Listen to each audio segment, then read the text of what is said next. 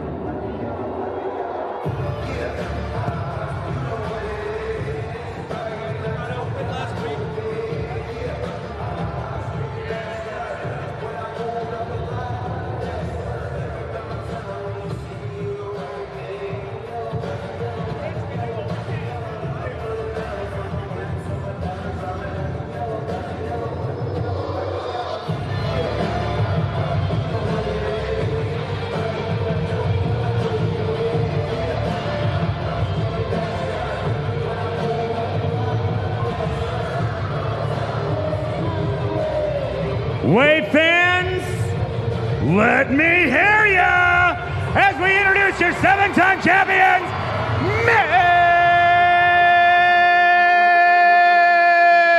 Milwaukee Wave. As always, we begin with the best mascot in the business. Give it up for Brad Beach. And let's meet the team. He's a midfielder from Whitefish Bay. Number 6, Sean Esqueta. He's a forward from Brazil. Number 7, Ricardo Carvalho. He's a midfielder from Brazil, number 8, Breno Oliveira.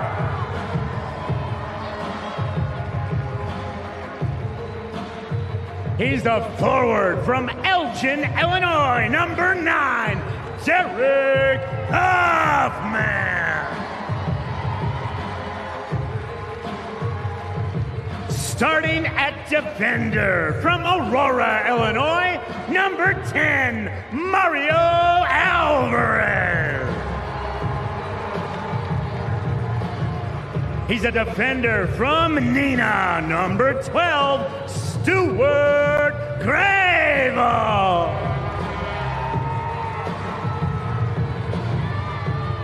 A midfielder from Chicago, number 15, Cesar Correa. Starting at forward, the man from Milwaukee, number 20, Tony Wall. A midfielder from Germany, number 23, Max Ludwig.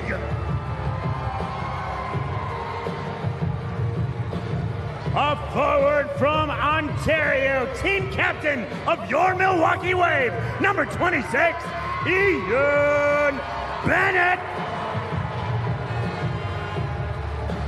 A goalkeeper from La Cruces, New Mexico, number 32, Augie Ray. Your starting goalkeeper tonight from Rochester, New York, number 33, William Bonahaney. He's a midfielder from Sterling Heights, Michigan, number 44, Alex Steinwasser. A forward from Cameroon. The king is here. Give it up for number 70, Frank Tayu.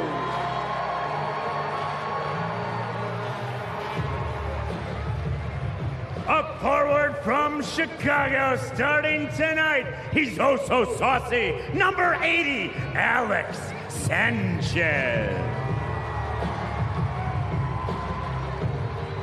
And a forward from Sterling Heights, Michigan, number 97, Javier Steinwasser. Your all-star coaching staff. We begin with athletic trainers Ricardo Vidal and Ariel Hochtel. Assistant coaches Marcio Leite and Tenzin Rampa. Head coach of your Milwaukee Wave, former player, former all-star, and his number retired tonight. Give it up for Giuliano Oliviero. And your 7-time champions, Milwaukee Wave.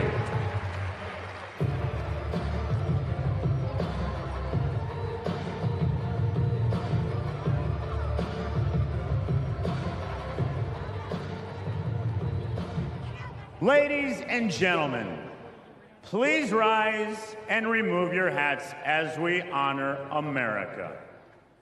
Presenting the colors for tonight's game, Scouting America Troop 156.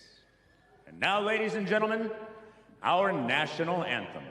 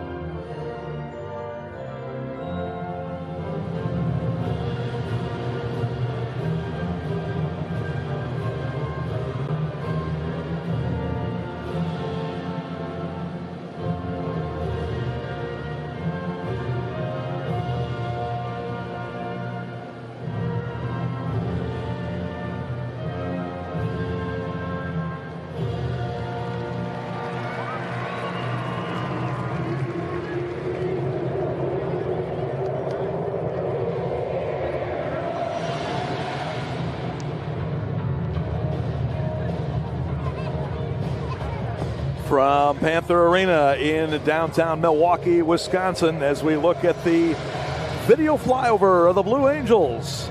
It's MASL Soccer tonight. The Milwaukee Wave hosting the St. Louis Ambush.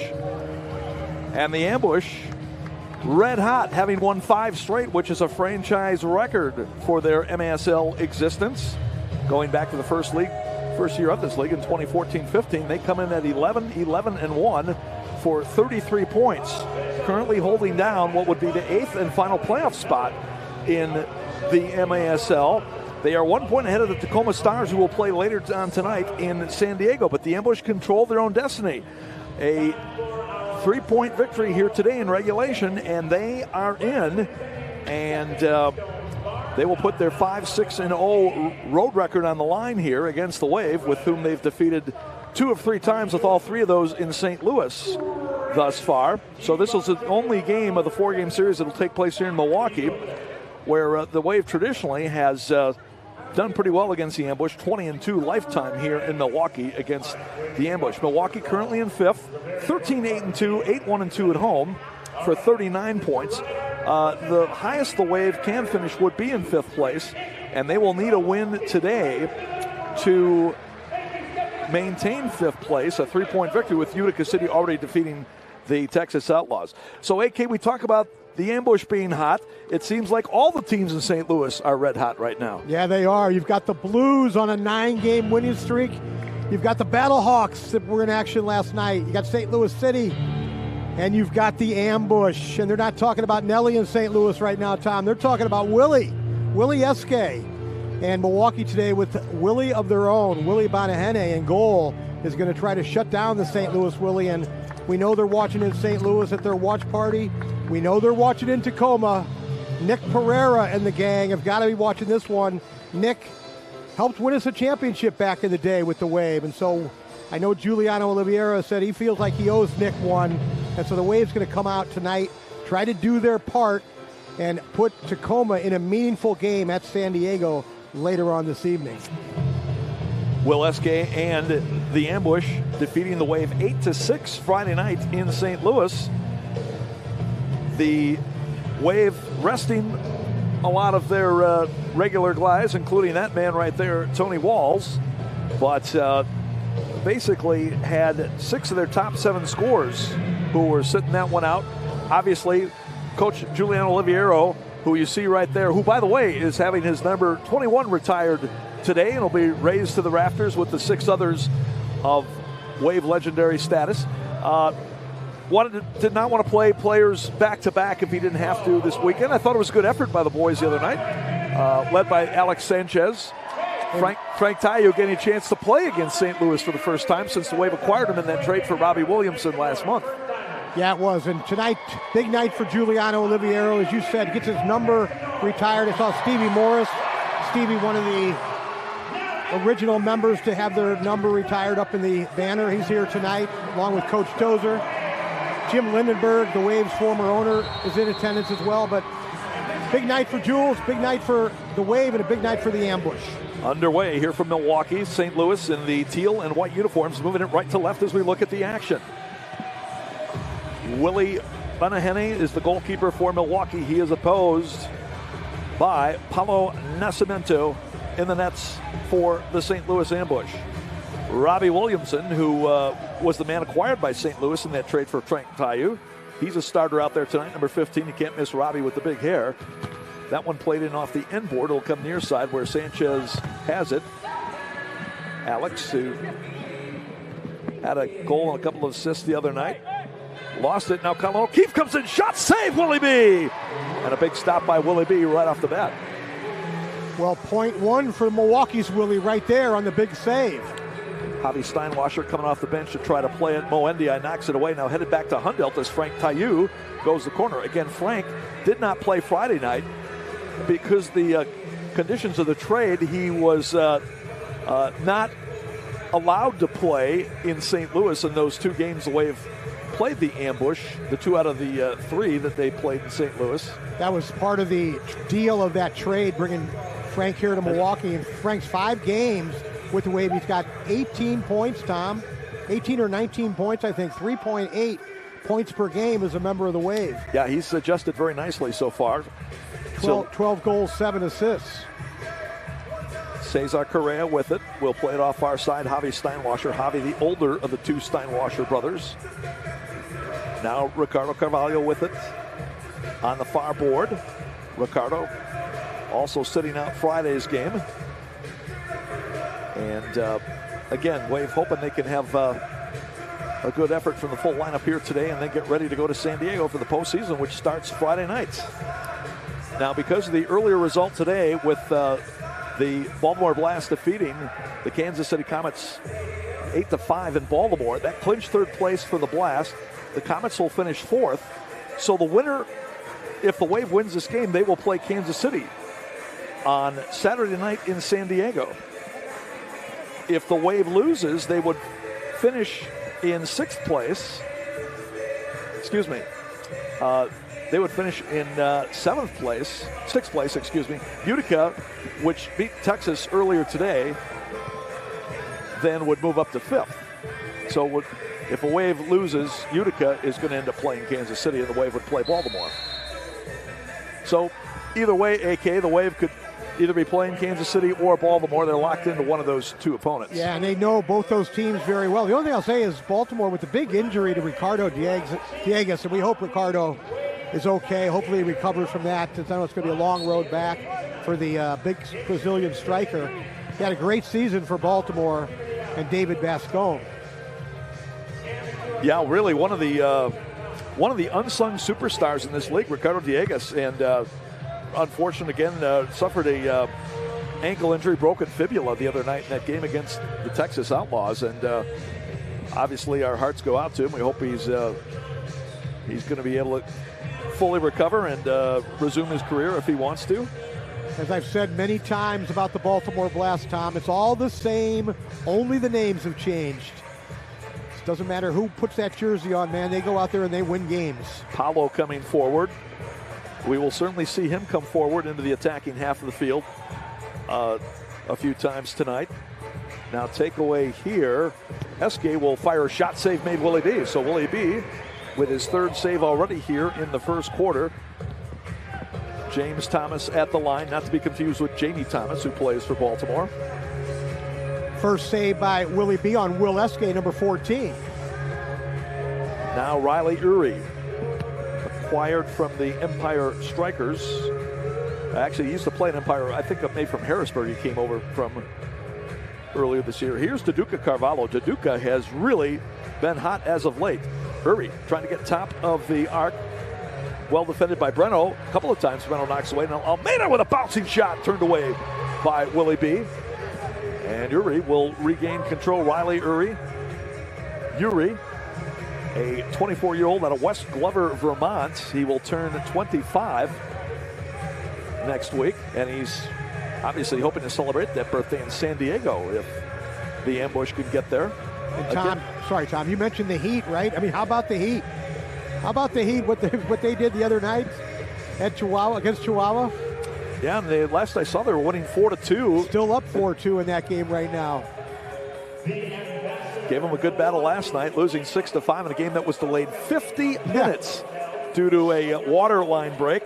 Now, be truthful now. Did you sit there and watch the whole 50 minutes of the water line break, or did you switch it over to the other game? As Adaraju misses a shot. Yeah, I had it on the tablet while watching. You had the dual TVs going? But I'll tell you, I had the audio on it. Johnny Wilsbach, who, one of the legendary broadcasters of our league, I thought he had the great line of the night when talking about the mud pit that was being formed from all the water falling on the dirt surface of the Equine Arena. At one point, Johnny looked up and he said, "Man, this is looking like Woodstock out there." Yeah, Johnny's you said he's a legendary broadcaster. I say he's one of the Albert brothers, the Albert Broadcasting brothers. Here's Ian Bennett. Fires one in, save made Nascimento. Ian keeps it going. Easton along the baseline, but it was swept away by Thomas, who was laying on his side. I guess you could lay on the ground and play the ball now. I guess so. That should have been a foul. Back they come the other way. Around the far side, Cesar Correa with it. Cesar, the third-year defender out of Chicago. Second year with the Wave.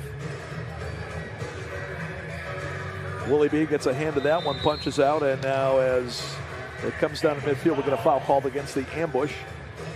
9:02 left to go here in the first period. So the ambush with a chance to win the season series for the first time ever against the Milwaukee Wave.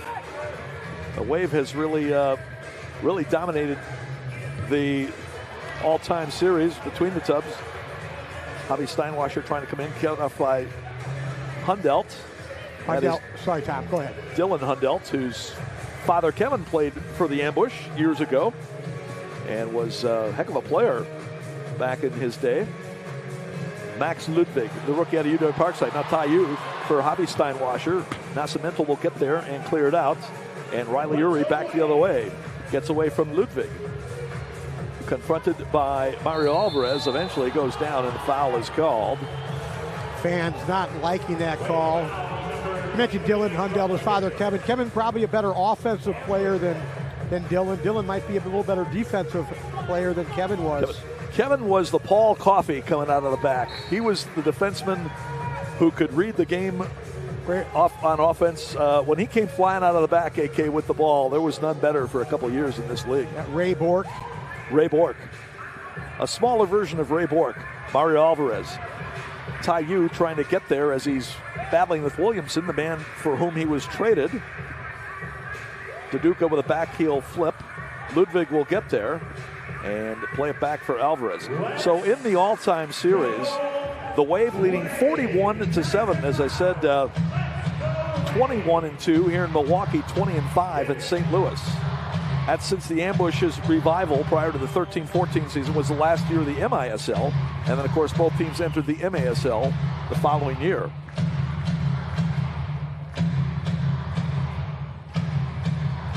Breno Oliveira gets it back from Alvarez. Breno, one-on-one on the far side against Thomas, plays it off the wall and right into the hands of Nascimento.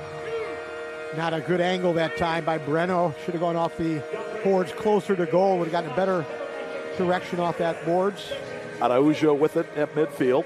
Played off by Alvarez. Drops it back now. Tony Walls. Tony, the veteran in his 13th season.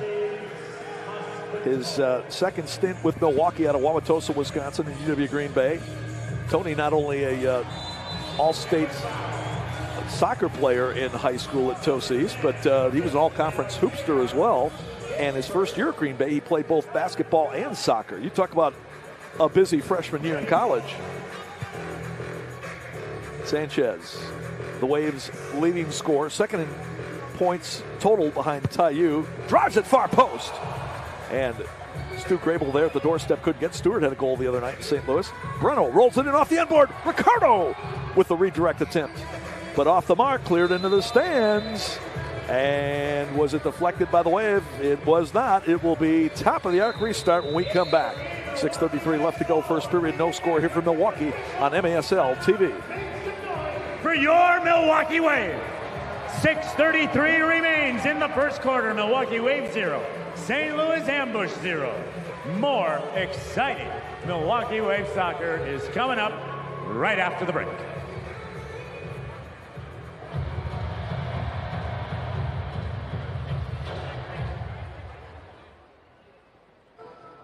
Oh, Wave fans, you know what this means. It's time for the Chick-fil-A Glendale Chicken Dance Fan Cam. Oh, yes. There we Hi, go. buddy. Hello, buddy.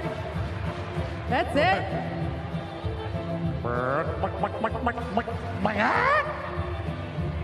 Oh, it's about that time. It's about that time.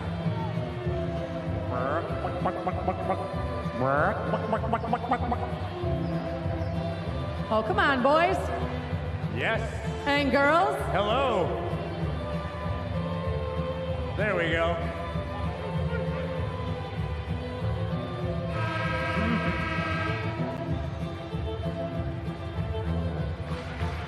Yes.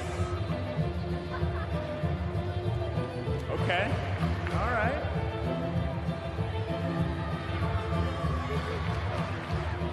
There we go. Our littlest man. You got to make noise for that little man. When we come back. When we come back.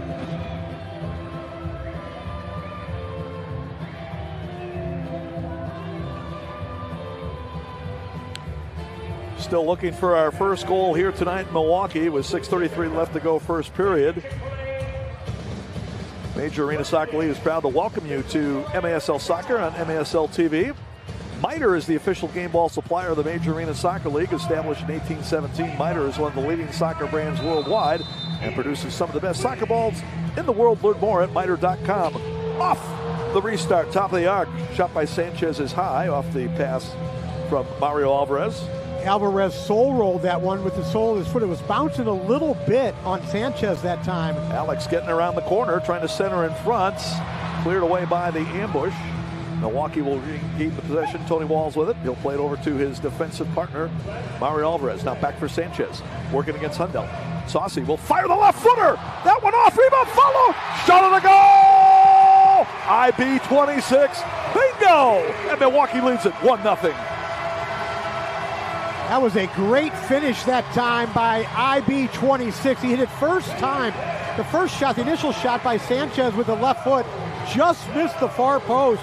And Bennett, as he did the previous game here in Milwaukee, struck a first-time ball, a difficult ball to strike, but he caught the near side to beat Paolo and give the Wave a 1-0 lead. Number 24 on the year for Ian, and MASL career goal number 418, which is second all-time in this league, only behind teammate Frank Taillou, who is 432. And yeah, that was almost carbon copy of that goal he scored last week against the Texas Outlaws. That shot, and you saw Williamson come across to try to make that sliding block, but Bennett put that shot just over the top of Robbie's outstretched leg, and that was a beauty. Alex Sanchez with his 20th assist. Alex now with 45 points. He leads the Wave, and he's tied with Frank Taillou as far as league goal scoring is concerned. Remember, Frank had most of his points down in St. Louis this year, and they are both trying to track down Jorge Rios, who had a total of 48 points going into today's final game at Harrisburg. By the way, the updated score there is 4-3 in favor of the Heat at halftime from the probably still soggy Equine Arena in Harrisburg. Not many would have predicted the Heat was going to play Chihuahua this tightly this weekend. Yeah, I would agree with you there, AK. Chihuahua would have been prohibitive favorites going into both of those games. But, you know, the one thing, and we've talked about this before, even though the Heat has not been a very successful team, in fact, they are 15-74-6 over the past 4 seasons going into today's game. They've been very competitive. That is not an easy facility to play at. And, you know, again, very rarely do visiting teams go in there and blow them out no matter what the matchup is. It's just a very difficult place to play. You know, the turf is laid down on that dirt. It's very undulating. It's very difficult to get a touch. You know, the atmosphere is not the most inspiring. It's just a very difficult place for opposing teams to play. Tom, we've got a lot of great play-by-play guys around this league. I don't think any of them would have known that 15-74-6 stat that you just pulled out there. That's impressive. Frank Taillou working his way to the near side. We'll play it back. Max Ludwig. Now Mario steps in to keep it for the Wave. Mario bailed Ludwig out on that pass. It was an under hit on a back pass. It almost went the other way. Taillou with the wall ball was looking for a look. Now here's Correa centering top of the area. Shot. Oh, what a save by Paulo. Got a piece of it and it hit the bar, but would not go down for Breno. Good look that time by Correa. Unfortunately, Breno couldn't shoot first time. Had to take a touch and settle it. Allowed Paulo to set those feet, and he came up with a big save. Wave with the advantage early, leading at 1-0. 3:49 left to go here in the first period. Again, it is not a must-win for the ambush, but it could be a playoff clinching win, or playoff bid clinching win if they get it here.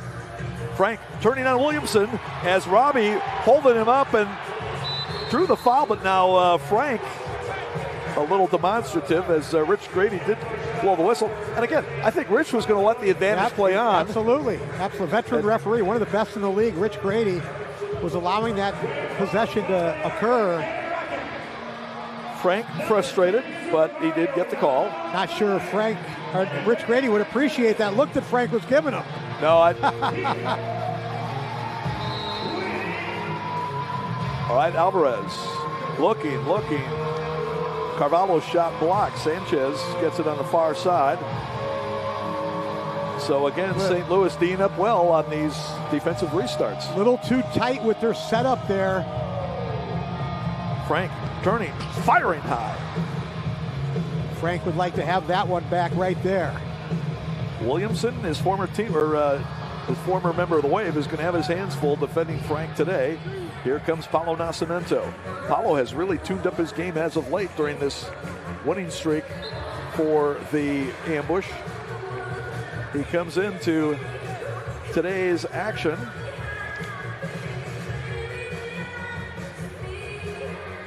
with some pretty good numbers. He is in the top 10, but just outside of it as far as goals against, save percentage. Also among the league leaders in wins now with 6 on the season. Bennett's shot is rejected out. Ian looks spry tonight, taking a nice, direct, aggressive approach in the attack. Bennett with the game's only goal from Sanchez at 8:56. Sanchez able to get it over for Escueta. Now here comes Alvarez. Top of the area, Carvalho back for Alvarez. Drives it in. Carvalho follows wide. Rebound. Sanchez sends it around. Kicked out of there by Nascimento. Carvalho off the end board. And Paulo again punches out with Bennett right at the doorstep. Up ahead, Willie B trying to come out, and he clears it away from his former Harrisburg teammate, Will Eskay. Nicely done by Willie B. Good read there by Willie. I had to cover my eyes on that one, Tom. It looked like a collision waiting to happen. Yeah, from up here it looked like it was. I'll tell you, one of the more intimidating sights in the MASL is if you see Willie Bonaheny charging out after you. Grable with a shot off a nice feed, but a good stop by Paulo. Wave really putting on the pressure against the St. Louis keeper here in the first period. Takeaway at midfield as Thomas was able to win it from Alex Steinwasser, but the pass back now, Derek Huffman. Wave trying to come back 3-2. Nice. Here comes Javi. Javi, near side, Alex back for Javi. Too wide, and the Wave could not manufacture a chance. Alex should have shot that ball first time. He was right in stride on his right foot, elected to try to go back to the far post. Always hard not to defer to your older brother.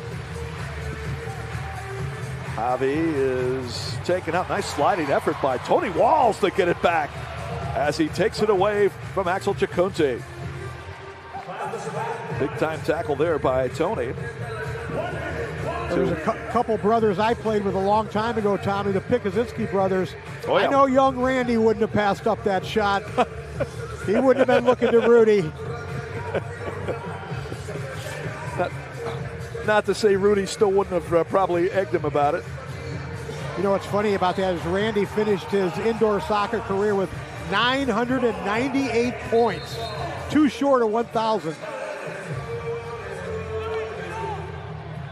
He was quite a player, both Pikuzinskis. That 998 points, of course, is when they had the 2- and 3-point totals as well. Eskay! Wow. Top shelf! Wow. And we're tied at 1. As I said, they are talking about Willie in St. Louis, and that is why right there.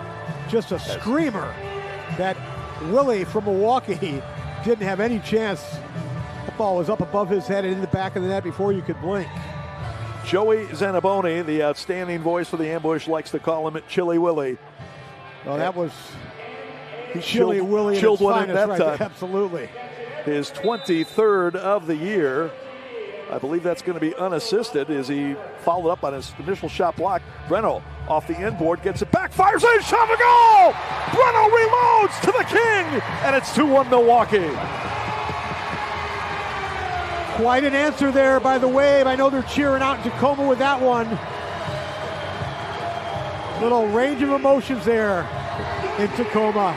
St. Louis scores, but the Wave comes right back. And his 13th goal as a member of the Wave, Frank Tayu. Number 30 on the season for Frank. That puts him now second. Let's double check that now.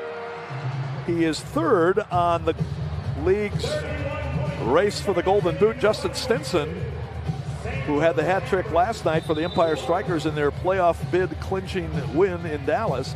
He leads the league with 32. Jorge Rios, who had one last night in Harrisburg, 31, and now Frank with 30.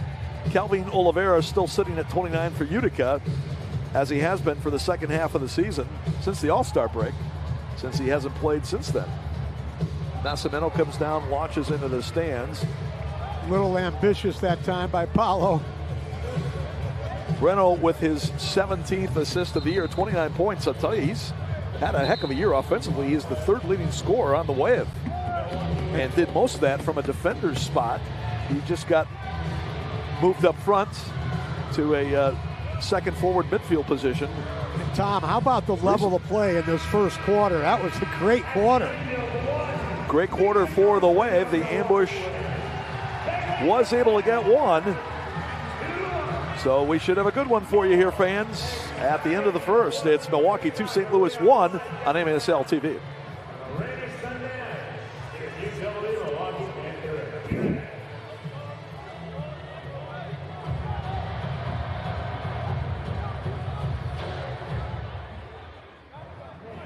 Milwaukee Wave here. I love that. Take that one. Okay, soccer ball. Hey, Brad, I'm ready to check out here. Take that. I'll take that. I'll take the new bag too, Brad. How much, my friend? Ooh, I got that, no problem. Right here, cold hard cash. I forgot, Panther Arena is cashless, but how about my Educators Credit Union debit card? That'll work here, right? You too can get your very own Educators Credit Union Milwaukee Wave debit card. Go to any of the 25 locations across Southeast Wisconsin or go to ECU.com. We ready to go here, Brad? What do you mean decline? Scan it again, please. Oh my goodness. Educators Credit. Achieving more together. Let's go with it.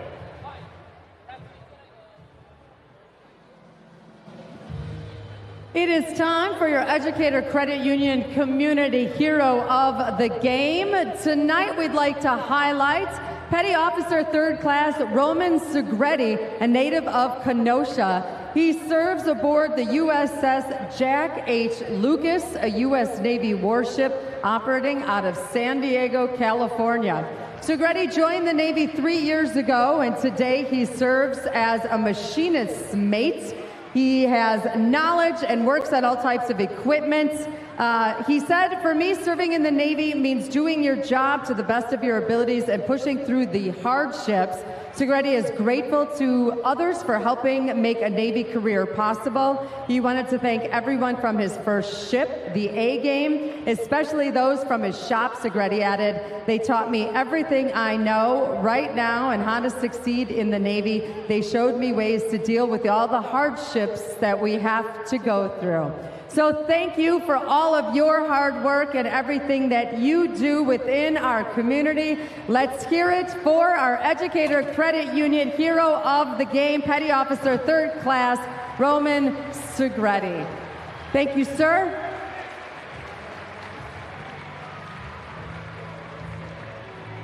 Thank you, Doreen. Thank you, Educators Credit Union. And thank you, Kenosha's very own Roman Segretti. Serving our country. ECU.com. See how easy it is to become a member.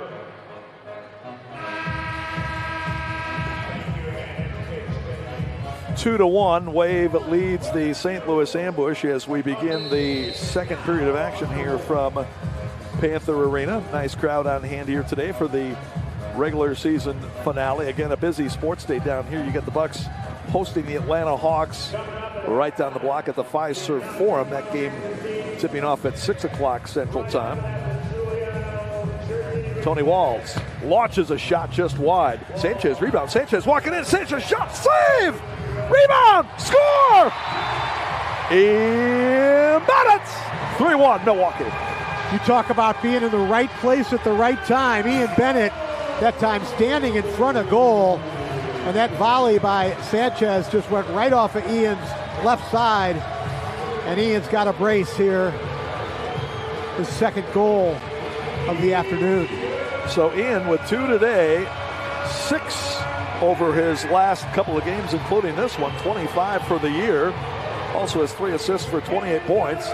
And Alex Sanchez continuing to rack up the assists. He had a couple the other night in St. Louis. He's got 2 more tonight. He's got 21 on the year. The league's leading playmaker right now is Lucas Almeida for the Ambush. He's got a total of 24. Lucas had 4 the other night against the Wave. Challenge flag is out from St. Louis. See if I think they're going to try and see if it was a handball against Ian Bennett. Yep. Anyway, that'll give us a chance to tell you that Capelli Sport is the official and exclusive preferred uniform and apparel provider of the Major Arena Soccer League. The all-new MASL fan store will be launching soon. Also, MASLsoccer.com is your home for everything Major Arena Soccer League. All the latest news, leaderboards, highlights, and more, MASLsoccer.com. Green Drop offers a better alternative than the outdated compression sleeves and socks, truly providing long-lasting relief at an affordable price. Green Drop's recovery products are uniquely suited to help our athletes battle aching joints and muscles. Learn more or try it for yourself by visiting greendropcompression.com. And Take 10, that's all the time you'll need for Eric Bergerud to take you inside the game and get to know some of the big stars advancing the sport on and off the field in the MASL. That's 10 for 10, airs weekly on MASL TV. And don't forget, fans, playoff tickets are still available. You can join 8 of our teams in sunny San Diego as they score off in the MASL Ron Newman Cup playoffs April 4th through the 6th. Visit frontwavearena.com to reserve your seat today. Playoffs coming up this weekend. Well, what do you think, Art? Tough to tell. It looked like it might have hit Ian's right hand or right arm. You know, Paulo with a good save on the initial shot, but then, you know, Eske right there had a chance to head it back to away from danger over his head. He put it right back to Sanchez. Let's see right here. Well, you can't. I don't think you could really tell there if it's a handball or not. The other angle looked like it was a little better look, but watch that right there. If he just heads it back over his head the other way, that ball's out of danger. Put it right back into traffic. Here we go. This should be a really good look. Tell me what you think, Tom. Right here.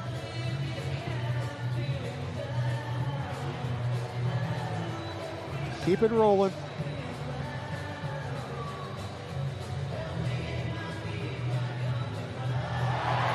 What do you think? Looked like a header to me. Looked like a header? Okay.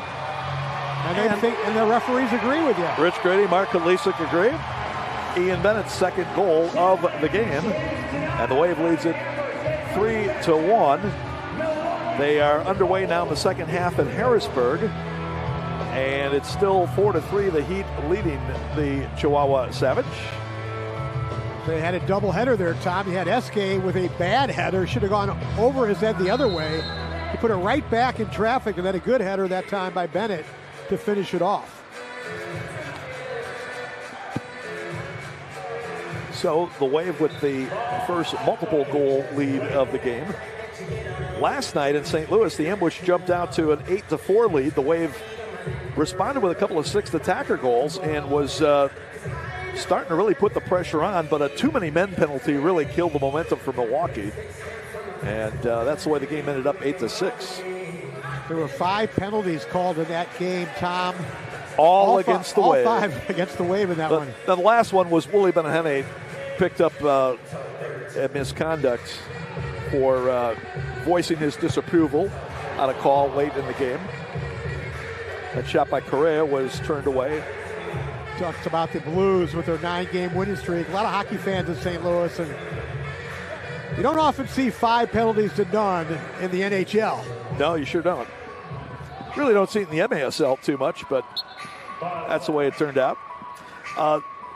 So one of the reasons why we keep giving you the score on the Chihuahua-Harrisburg game is because Chihuahua still needs a victory to clinch first place. Now, if they don't win, a San Diego loss would still give them the number 1 seed.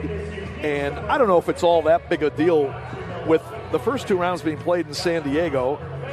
It's not that big a deal for the first couple rounds, but it could be if they get those 2 teams advanced in the finals. Riley Urey coming down on the right side, and he fires one in to make it 3-2. Great individual effort there. And the ambush back within one at 1:45 of the second period. Good ball that time by Ure to come up and finish it. I thought Willie B overplayed that near post a little bit, left a little bit too much of that far post open, but close range. There's not a whole lot you're going to be able to do. Watch again. See Willie how far out he is? I'd like to see him stay back a little bit further and take away that near post, but be able to get to the far post a little easier as well. Ure's 7th of the year. He's got 19 points combined between St. Louis and Harrisburg, most of those with St. Louis. And for his career, Riley Ure, this is 40th MASL regular season game, 9 goals, 13 assists. So he has really come on this season. The Vermont native. Frank not appreciating the physical play, but when you've scored as many goals as Frank Tayu, you got to expect the physical play. No question about it. He has always been a marked man in this league. Sanchez working against Colin O'Keefe. And he drives one up and over. Goalkeeper distribution for Nascimento and the St. Louis ambush. So the ambush trying to see if they can get in the postseason just for the 3rd time in their 11 MASL seasons. Last time was in 21-22. They also were in the postseason during the 21 season, but that was the year everybody qualified for the playoffs. So really this will be the second legitimate time they've qualified for the playoffs if they make it. And if they do, you got to give it to them because they've really had to come from behind in the standings in order to do so. It was really that, well, I don't want to say it was the road win against Baltimore, but that road win at Baltimore was as big as they get just a couple weeks ago, week ago maybe. Only home loss for the Blast this year at their little arena in Towson, Maryland.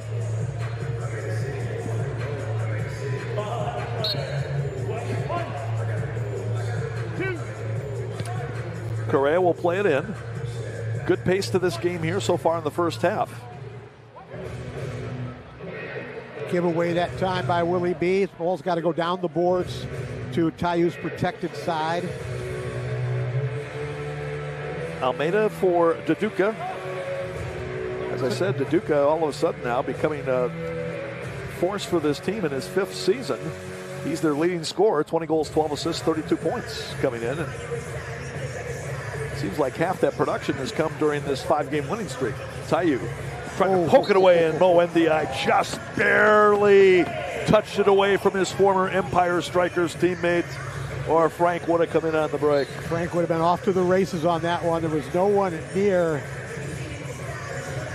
Mo Ndiaye if Tayu had gone around him. Frank already with a goal today, his 30th of the year.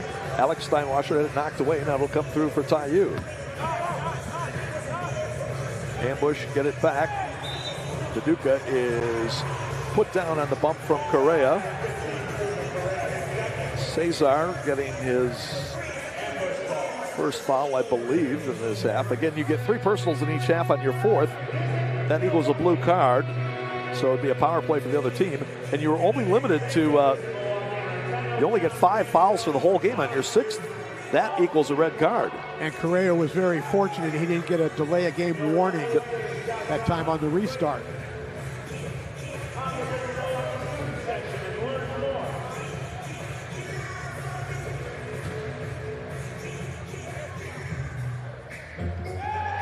Tayu going to call for a foul there as Dylan Hundelt read the play and had the position.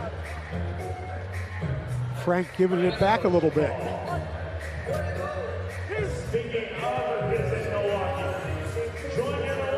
Williamson back for Paolo.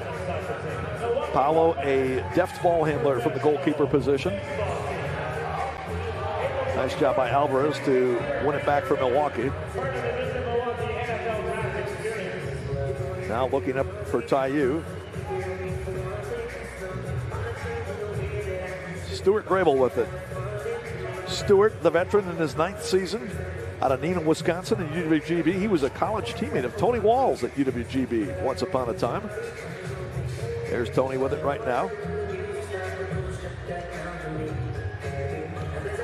Derek Huffman from Elgin, Illinois.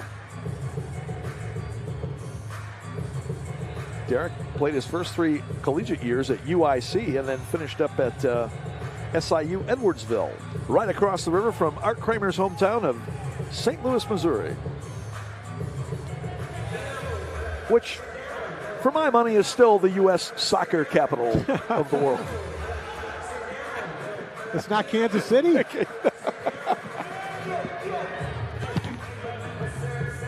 Now, like we said, we kid Kansas City because we love them.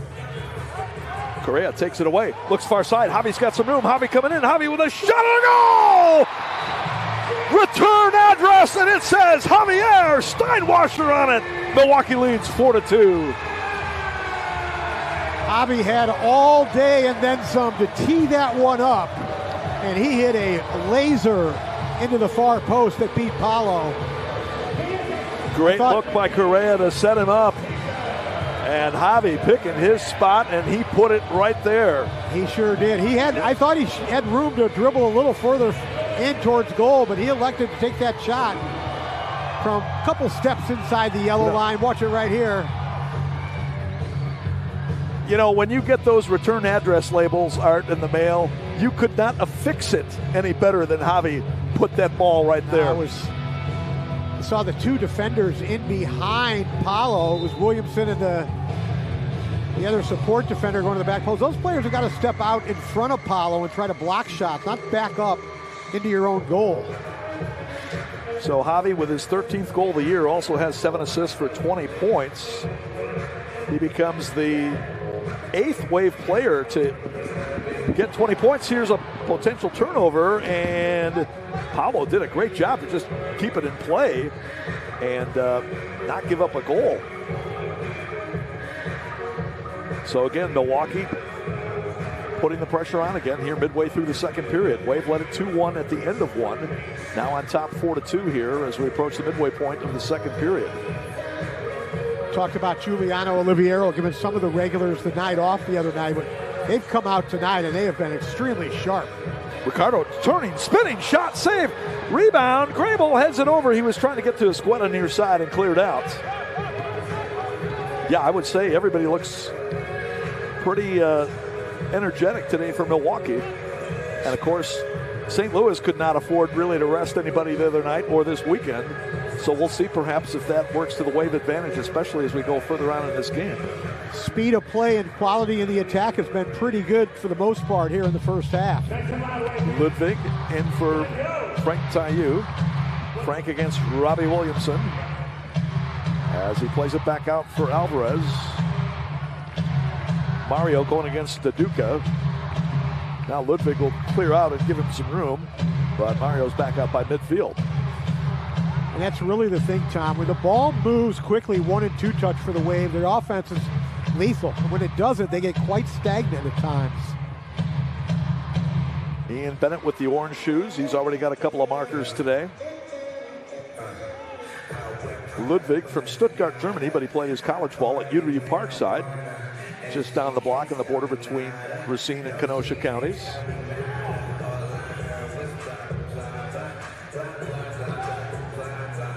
Wave with some extended possession here. Sanchez with it. He'll look up for Taillou. Trying to come to the corner. Williamson cut him off. And Paulo picks it up. Frank had a good opportunity there along the boards to sell one that time. Shoulder to shoulder with Williamson. I'm surprised he didn't try to sell one. Not only is Frank a good finisher, he's good at drawing fouls in the attacking third as well. Ian Bennett rolls it in. Just wide. Frank battling through as Paulo comes out, and the ambush are able to clear. Had Frank taken 2 steps to his left, Tom, he would have had a tap in on that shot from Bennett. And again, Milwaukee coming at St. Louis in waves. Pun intended.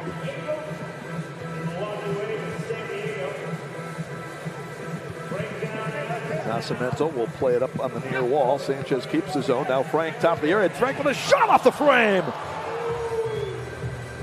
Correa lost it on the far side. Here come the ambush. 3-2 if they hurry.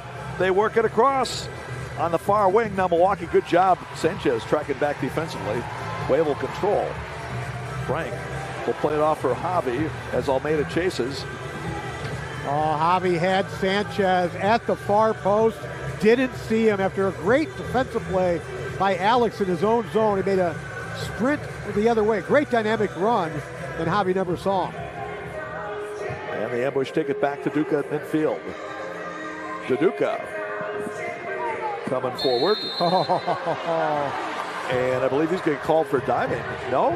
Yeah, it looks like, and that's a good call because a great recovery run that time by number 9, Derek Huffman. Mark Kalisic, the official right on the play, made the call.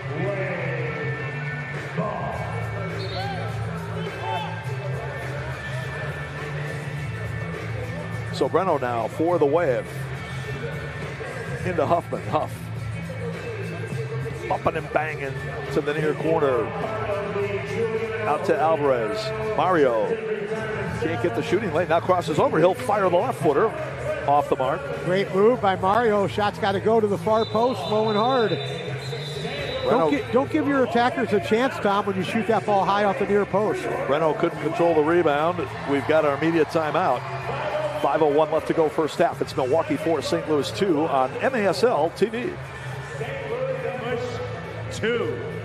This is Milwaukee Wave Soccer.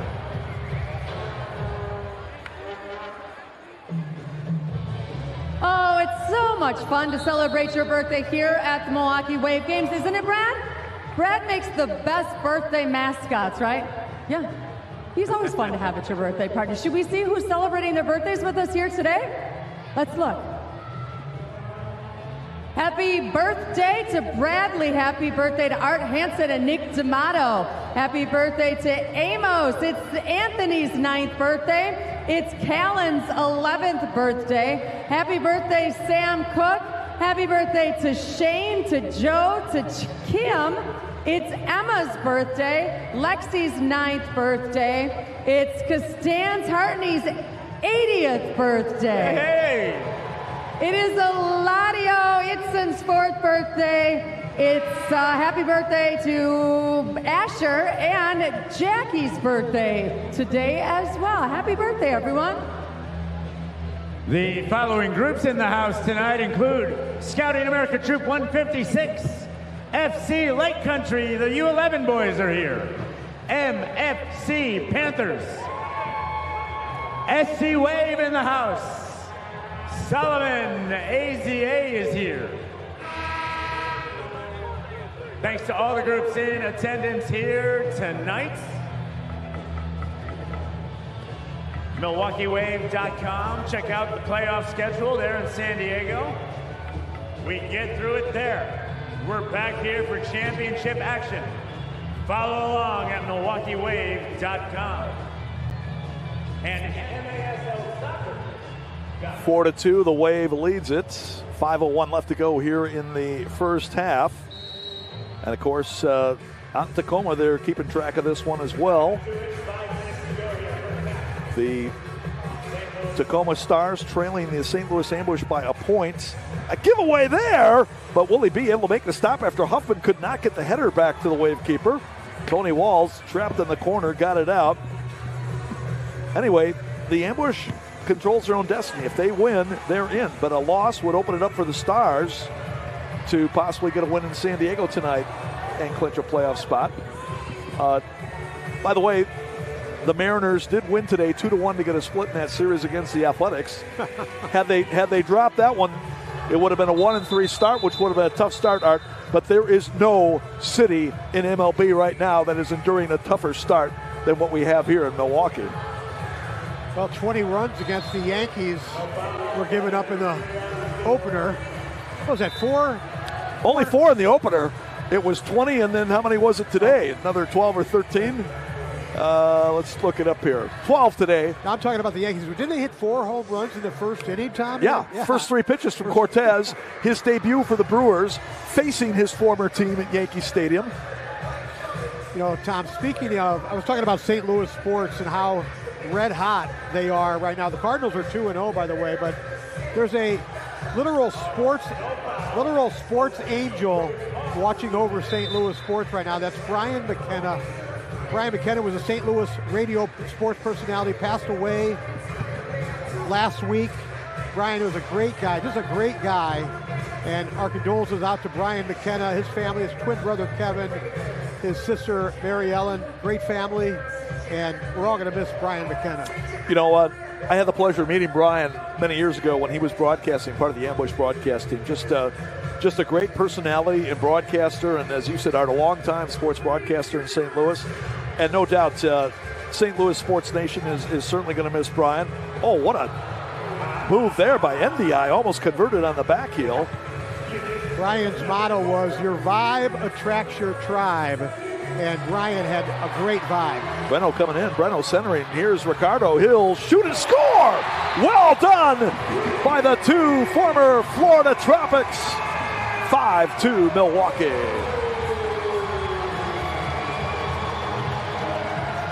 Wave has kicked it into high gear offensively here in the first half against the Ambush. That time it was Carvalho, the lefty at the far post, who beats Paolo up high.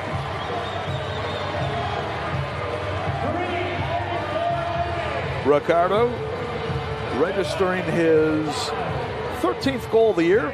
Also has 14 assists for 27 points.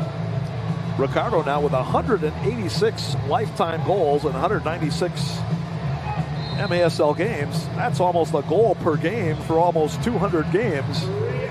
And that will eventually get you close to the MASL Hall of Fame whenever it's established. Avi Steinwasser, or rather Alex, breaks it up. Alex coming forward. Didn't see the defender sneaking up behind him, but did get it to Alvarez. Back for Alex. Alex walking in. Alex with a shot. Kick save and a beauty by Paolo. That was a beauty. Jordan Bennington, the Blues netminder, would have been proud of that one. Good toe poke that time by Alex Steinwasser. Yes, he was. I think Paolo's been watching some tape of Bennington. Ricardo from the corner centering, looking for Frank. It was knocked out of there. And look out here, Riley Uri starting back, taken down by Carvalho. And Ricardo lucky he's not going to get two there. And the Milwaukee Wave are lucky that St. Louis has already used their challenge flag, because I'm sure they would have liked the referees to take another look at that. Yeah, that may not have turned out well for the Wave. Oh, I think that would have been a blue card on review. Riley Uri coming out. Boy, I'll tell you, Riley, he has got some speed once he gets moving forward. And too many men coming up against the Ambush. I don't see it, though. I only see four, and the fifth just ran off. Rich Grady pulled out a card. So, so it's an illegal sub on Colin O'Keefe because he was coming back too quickly from injury. You got to sit out 2 minutes once you come off, and Colin tried to sneak back on there. Couldn't do it.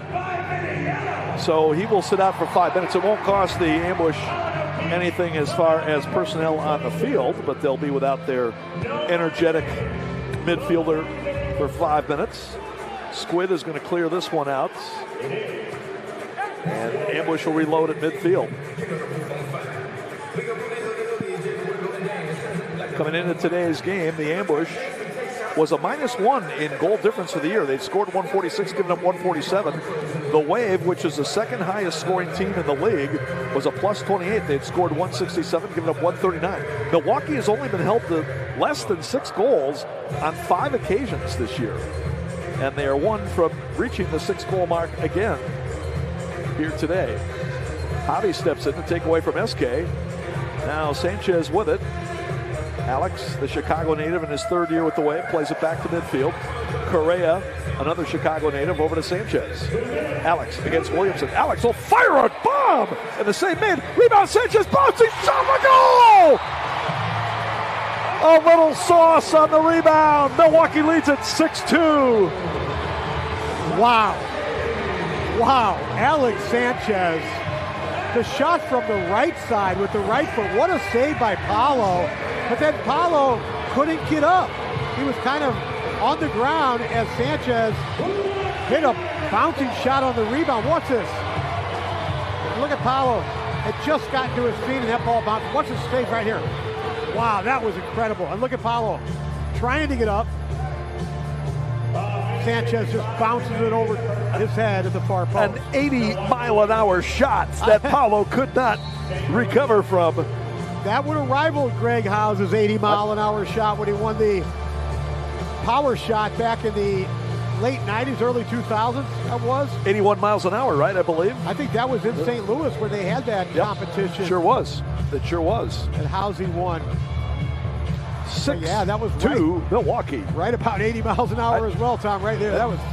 We don't have the velo gun on it, but just by my visual estimation, AK, it had to be close to that. By your social security vision. Yeah, right. It's laser sharp, let me tell you. well, it's a lot sharper this year than it was last year after I had that cataract surgery, that's for sure. Araujo is knocked down, and he is limping to get up. And hasn't been a great first half for the Ambush, that's for sure. But the Wave is just laser sharp right now, just like your vision. They are playing better than my vision. Absolutely, Breno over the top. Look at this ball. Looking for Mario. Mario trying to work against Griggs. Fires it in, and Paolo able to eventually come up with it. Good look over the top that time. This is Jeff Machad coming forward. Foul's called. Machad is only in his fourth season in the Major Arena Soccer League. Had a goal the other night at Bombosa in St. Louis. Third season for Machad, second with the Ambush, but he hasn't played regularly every season since entering the league. This is only his 45th lifetime game, although very productive, 19 goals, 19 assists in that span. Huffman back for Alex Steinwasser. Almeida will get there and play it back to the keeper. But yeah, that was quite a goal Machad scored Friday night in the matchup between these teams. Foul whistle called, and they don't stop playing down there. Breno got dumped by Duduka. Yeah, Duduka didn't like the way that Breno was roughing up Will Eske. And the big lefty, Duduka, came in to put his stamp on it. Duduka has got some size. They list him at 6'1", 209 pounds. That might be a bit conservative on the weight listing. Well, Duduka's confidence has risen immensely here in the second half of the season. The one thing tonight is he needs to get himself further upfield, closer to the goal. He keeps trying to hold it outside the yellow line. He's not as effective out there. There he is. Check into the board. Duduka, couldn't control that time off the pass. Now Ian Bennett. Ian launches upfield. Ian's still chasing with Thomas coming after him. Ian coming in with a shot and a goal! That might be the goal of the year for Ian Bennett, and Milwaukee leads it 7-2. There's not many 40-year-olds and above that are going to win that race against Ian Bennett. In fact, not many 30-year-olds or 20-year-olds are winning that race.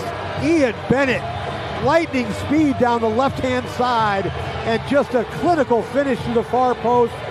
What a half here for the Milwaukee Wave. A hat trick already for Ian. A run for the ages for the 41-year-old icon. And the Wave leads it 7-2 with 0.3 of a second remaining in the first half. And they are smiling and getting ready in San Diego. That's the Tacoma Stars, as they are seeing that they might have a chance here. Kickoff for the Ambush, and that will do it. What a finish to the first half. The Wave on a 4-goal run. The last 3 in the final 3.5 minutes. And a rather dejected St. Louis ambush trudging to the locker room off to the left. But we still got a whole half to go. And any of you fans who followed indoor soccer for any length of time knows things can change in a hurry. We'll keep it right here. Get ready to talk with head coach Giuliano Oliviero. I got to imagine Coach Oliviero is going to be pretty happy with this first half. Tom, Van's got something cooking down there. He just sprinted across. The team who normally goes to the locker room is staying out there. Van's got something going on here. Let's see what he's got with Giuliano. It's got to be something for Giuliano. All right, let's throw it down the van with the commissioner, Keith Tozer, also down there.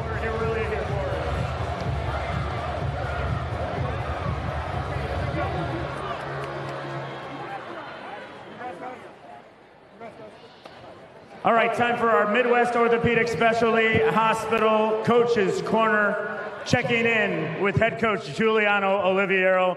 The last regular season home game here, Coach. This place is electric. What do you think? I think our energy is amazing. We've scored some great goals, and we really got the ambush on their heels right now. The momentum that we're going to carry in here to the second half, I know we're going to get to the game here, but the reason we're here at halftime and we've extended things out, it's your day, Coach. Former player here, started back in the day, Mr. 21, Giuliano Oliviero. Before we get going here, I mean, we're going to hear from you in a moment, but this is a special day. Yeah, definitely a special day. Been looking forward to it since I was notified. So exciting times. I'm just super happy the guys showed up in the first half. All right, we're going to hear more from Coach here in a minute. As you can see, we have all the players here. The team is here. And, of course, the commissioner of the Major Arena Soccer League. He was head coach here of your Milwaukee Wave. He coached Giuliano. How you doing, Toes? Keith Tozer, ladies and gentlemen. Great, thank you. Hello, Milwaukee Wave fans. I think all of you know and understand that the Wave is the longest continuous running pro soccer team in North America, 41 years, and it has a very, very rich history. Along with that history comes culture. Years ago, I heard about a young player through Stevie Morris, who has his name up in the banners up there also, one of 7 players, that there's a young player out of Vancouver that you got to draft and bring to Milwaukee. When we first saw Giuliano play, we knew right away that he was going to be an all-star player. But there was something different about him, so smart, casual, like quiet man with the big stick. And he led this team to multiple championships as a player and has done that also as their head coach.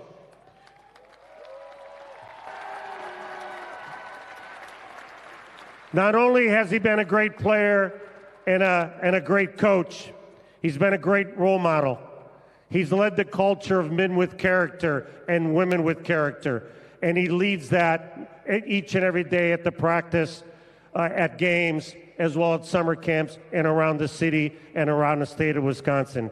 So it's my honor, along with Stevie Morris, former coaches and players with Giuliano, is that it's wonderful that he's now going to join us in the Raptors.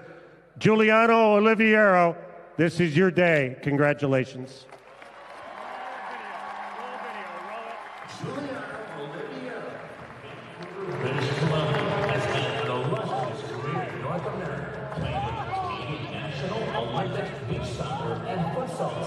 Along with 8 outdoor and 4 indoor teams since debuting professionally in 1990. Giuliano first joined the Milwaukee Wave in 1995. Here he was runner-up for Rookie of the Year, left the team in 1997, and rejoined in 2003. The then assistant player coach helped earn 4 Milwaukee Wave championships. In 2014, he was named head coach of the team. Giuliano resides in Menominee Falls with his wife Tracy and children Xavier and Capri.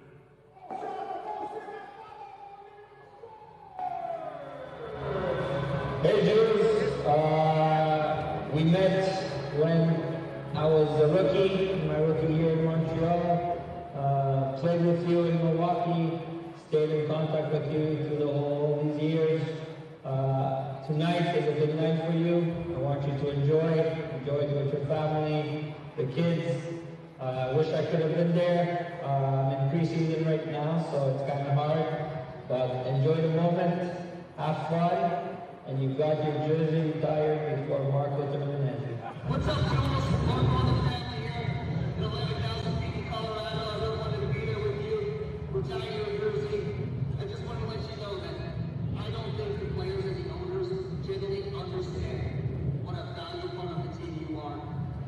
What you did for me, belonging to a player, to a person, to a successful business person that I am now. I appreciate everything goes back to you. I think about you, I swear, once a week. It's been 12 years. The championships we won in Baltimore and the one in Milwaukee when we won in overtime, you humbled us to Thomas to celebrate everything you've done. You're not only a good person, a great coach, but to me, a good friend, and I appreciate everything. After retirement, what the rules? Oh my God, front! Oh my God, keep it alive on the air, show it all! Call this if you do it! Unbelievable! And the Milwaukee Wave side to say. Jose, congratulations on a great career. We are in Tosca del Mar outside Barcelona with North Star United. We just wanted to congratulate you. Amazing player, amazing coach. Congrats, Jules. Congrats to your whole family too. Tracy, Capri, Xavier, I wish you were there. And we'll see you on the field soon. Congrats, buddy. Take care. Hello, everyone. Steve Morse here. I would like to thank everyone for allowing me a few moments here to share this celebration in honoring Giuliano Oliviero and seeing his number 21 get hoisted up into the rafters. Jules, my friend, I would imagine so many years ago that we played together in London, Ontario, while you're a member of the Canadian Olympic team, playing in the Canadian Professional Soccer League, that it would start a friendship of nearly 30 plus years and lead you on to a distinguished career in Milwaukee, Wisconsin. Jules, I could not be more proud of you. You've had a distinguished career on the field. You're one of my favorite players. I've told you this privately, and I don't mind sharing it publicly, that you're one of my favorite players to play with. You did everything right. You were smart. You were cerebral. Your soccer IQ was off the charts. And no doubt that's what's led to the success behind the bench and on the pitch as a coach. And I want to say a quick thank you and recognition of everything that your wife Tracy has provided you, as well as your son Xavier and daughter Capri. I know they've played a massive part in your career, and I certainly know in speaking with you how much you enjoy sharing in their success as well. So congratulations, everyone. We'll see you Sunday. Love you, my friend. Hey, G. Not a person more deserving to have that number 21 in the rafters. It was such a pleasure being able to win championships with you, but more importantly, wear that Wave crest for so many years. It's definitely a pleasure being able to coach with you as well, develop new soccer players with you, and watching your family grow here in Milwaukee, New Jersey. True fans and players know what you mean to this organization. You are, as always, the best. Congrats, number 21. Go get that next one. We will be cheering for you and the team from far. Love you, buddy. Straight ahead by one. It was all right here.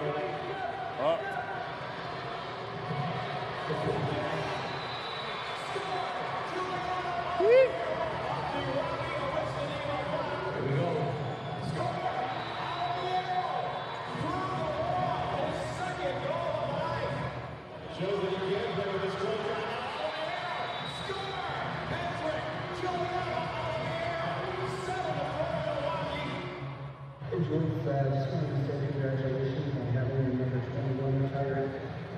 What a great day, what a tremendous honor to have your name in the rafters. Back in 2005, as a young Wave fan growing up, my favorite player was Steve Scipio. And he got traded to the Cleveland Force. And he called me and said, I'm getting traded. In return, I think you're getting a great player. I think someday he end up maybe being your favorite player. Well, Steve was right. You did become my favorite player. It's such an honor to have our halftime talks, our post-game talks, and you've been nothing but a mentor and just a great individual to me for all these years. Truly blessed to have met you. I'm just extremely happy for you. There's no one else I'd be happy more hard. Have a good night. Thank you.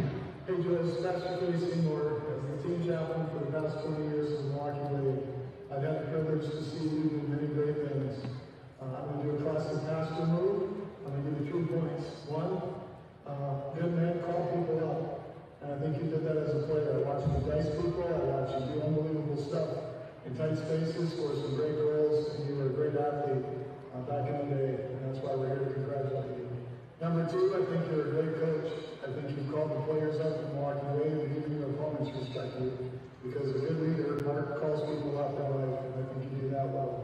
And lastly, 3rd point, just want to congratulate you and your family. You're blessed to be married to a supportive wife, Tracy, and great kids, Xavier and Capri, who are also great soccer players in their own right, who supported you along the way.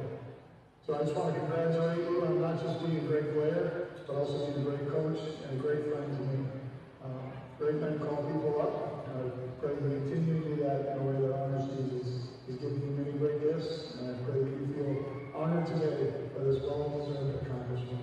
God bless you, and enjoy celebrating. Congratulations, Juliano. What a great lifetime achievement to have your jersey retired.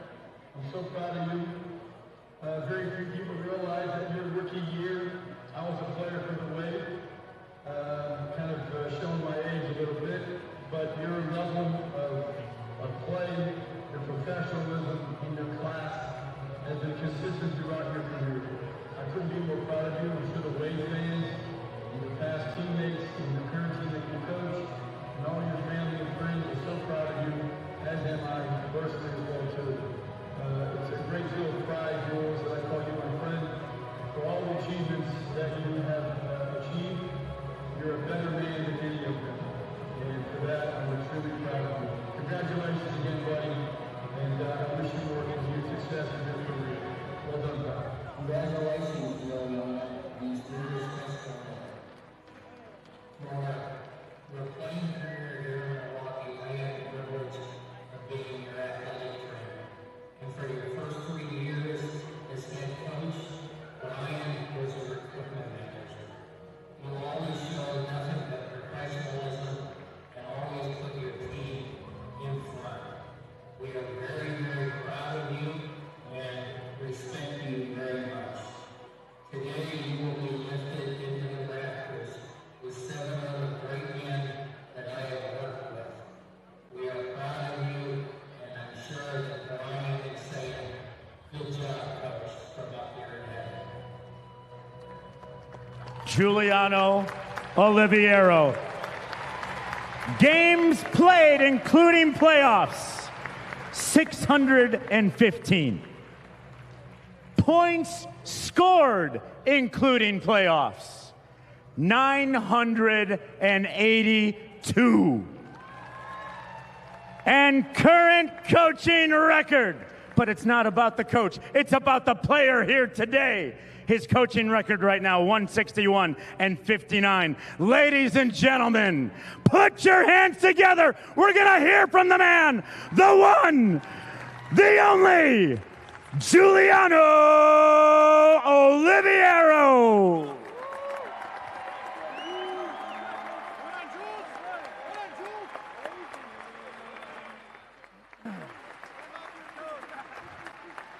Thank you very much. It's a great honor to be recognized by the Milwaukee Wave organization.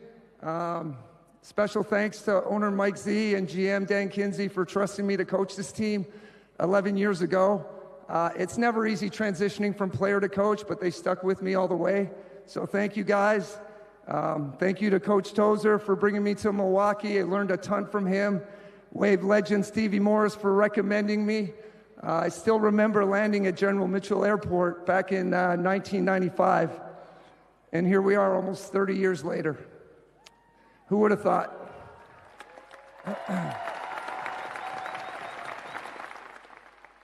Thank you to athletic trainers Ricardo Vidal, Larry Sales, also to Brian Sales, and Moose Cook for their tireless efforts behind the scenes to make sure that the Milwaukee Wave always had a quality product on the field. So thank you guys. to past leaders and coaches, Pastor Casey Seymour, Nikki Vorberg, Cello Fontana, Tenzin Rampa, Marcio Liete, Artie Kramer, the man in the booth, the voice of the Wave, Tommy Wynn, and of course, the legendary Van the Man McNeil. You guys are amazing. To all my former teammates that I shared the field with, thank you so much for the lifelong memories. To my parents, thank you for allowing me the opportunity and supporting me to chase my passion. To my kids, Xavier and Capri, who grew up with the Milwaukee Wave all the way through, thank you for your support. I love you guys.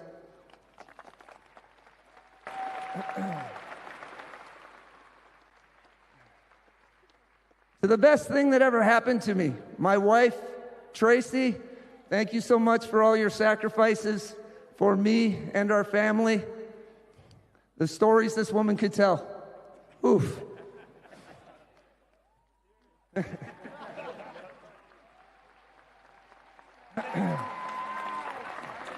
To the best fans in indoor soccer, thank you for supporting me all these years. We got a great group of young men over here that have the ability to do something special this year. Keep cheering us on, loud and proud. Let's go Wave.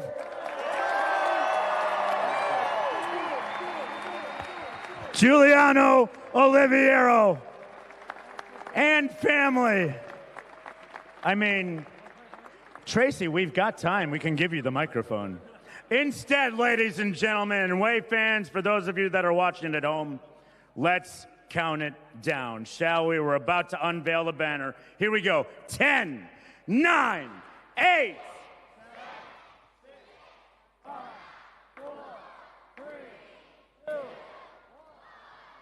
Unveil the banner, ladies and gentlemen. A legend forever.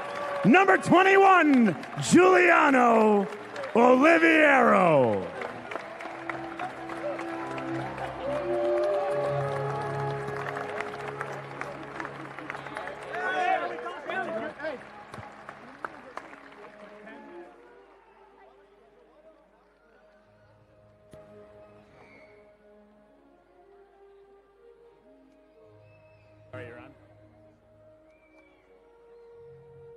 All right, we're going to let Coach and the players go back into the locker room and get ready for the second half. Ladies and gentlemen, one more time, put your hands together for player, for head coach of your Milwaukee Wave. Number 21 will live forever in our rafters, Giuliano Oliviero. More exciting Milwaukee Wave soccer is coming up right after the break. We'll see you in 60 seconds.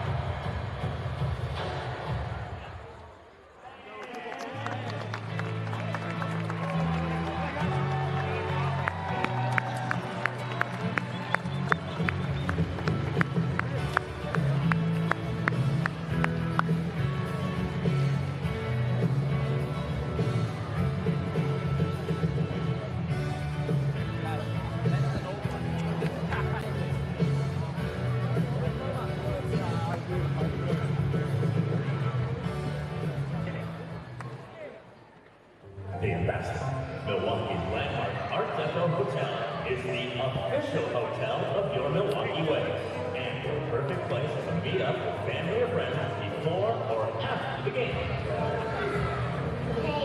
Hey, Adam, I see the whole bunch of you. Are you guys getting to showdown to the game? Love it. Enjoy free parking and shuttle service to and from Panther Arena 49 before the game. The Ambassador, the official hotel of your Milwaukee Wave. All right, Wave fans, halftime is not over yet. Let's hear it for your primetime dance performers, Midwest Dance Center.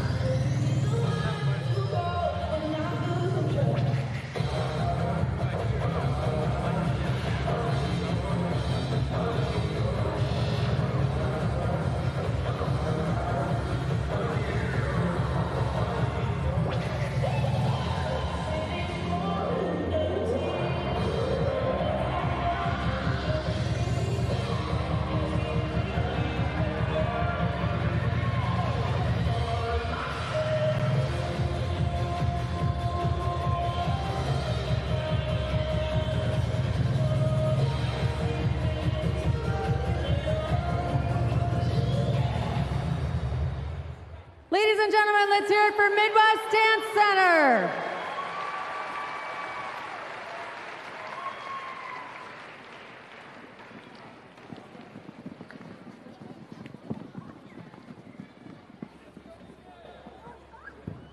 Immerse yourself in a place where bold ideas aren't just welcome, they're sought after. Where big, bright flavors reflect the cultures that call this city home.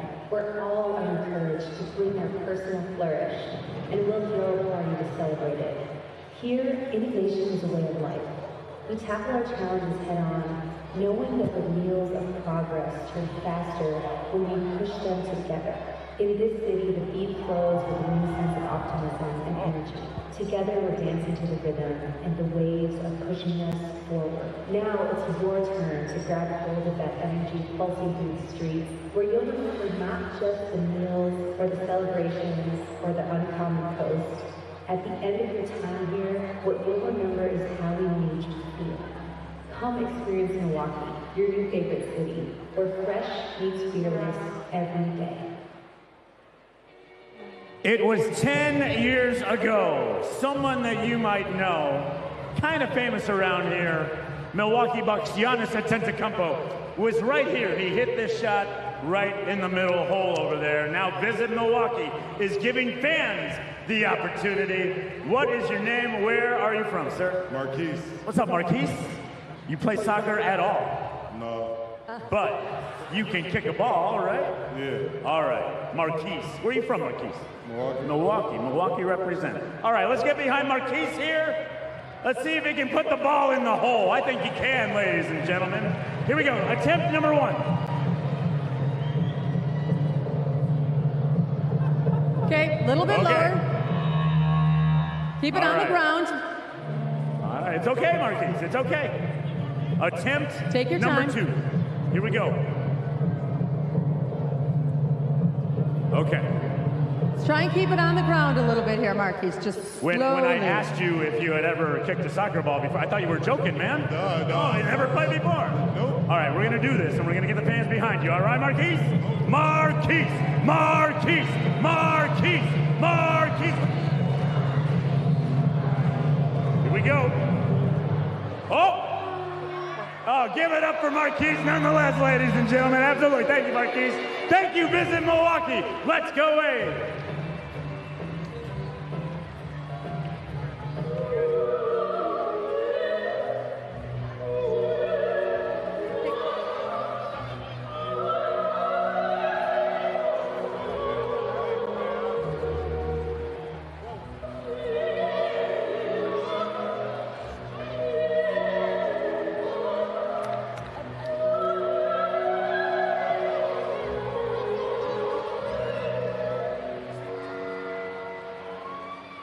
All right, it is time for the Nop Camelback race.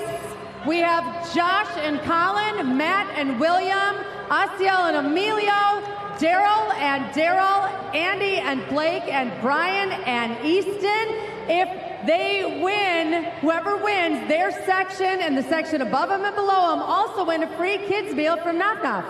Each contestant will run up to their partner, hop on their back, and then they'll make a mad dash to the Naf Middle Eastern Grill finish line. Each representing a section, like Doreen said. Maybe you're going to be a winner here. Let's see. On your marks, get set, go! It's the Naf Middle Eastern Grill Camelback Race, and we've got a winner.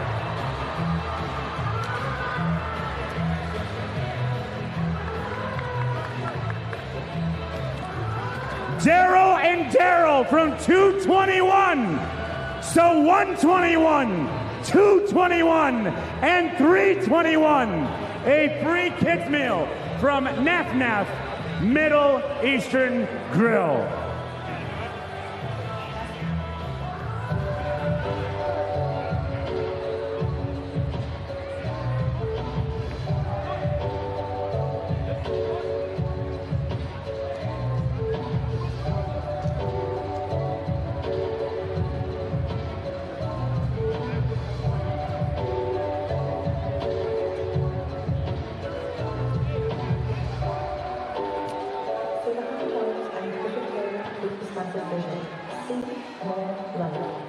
On your marks, get set, launch those soccer balls. The nonprofit ball toss for Stepping Stone Farms. It's the PNC Bank nonprofit ball toss of all the balls that land in the pool. We will pick one winner.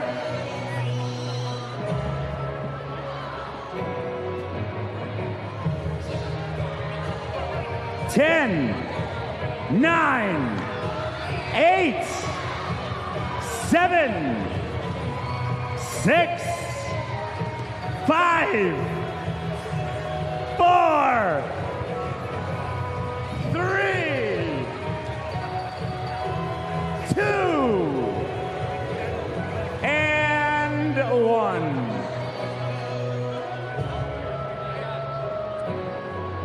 Thank you, Midwest Dance Center. Thank you very much.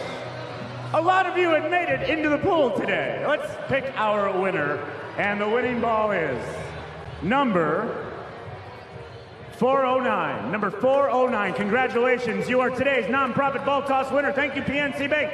Thank you, Stepping Stone Farm. Thank you, Wave fans. Let's Go Wave second half starts next.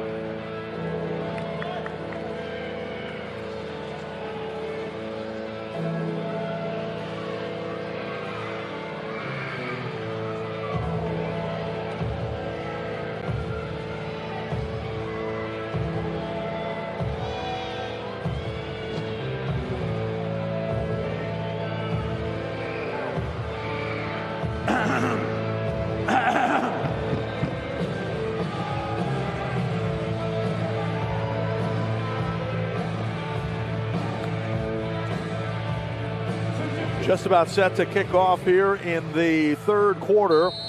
Milwaukee Wave leading the St. Louis Ambush 7-2. Tom went along with the Wave Hall of Famer Art Kramer after an extended halftime period, which saw the official retirement of number 21, Giuliano Oliviero. AK retired as a player, but certainly as a coach. The jersey retirement. The jersey retirement. Jersey retirement. Yep. And I don't know, as a coach, maybe we can retire one of his ties if he keeps it going for a while.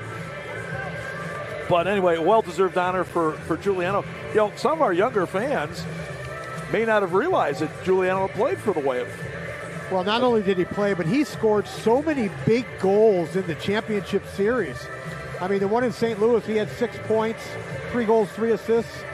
That was an incredible performance by Jules, but he's had so many. Over 900 points in 600 games for the Wave. You know, Tom, Chihuahua has gone ahead 7-4 there in the fourth, so things are really taking shape with how this is all going to end up.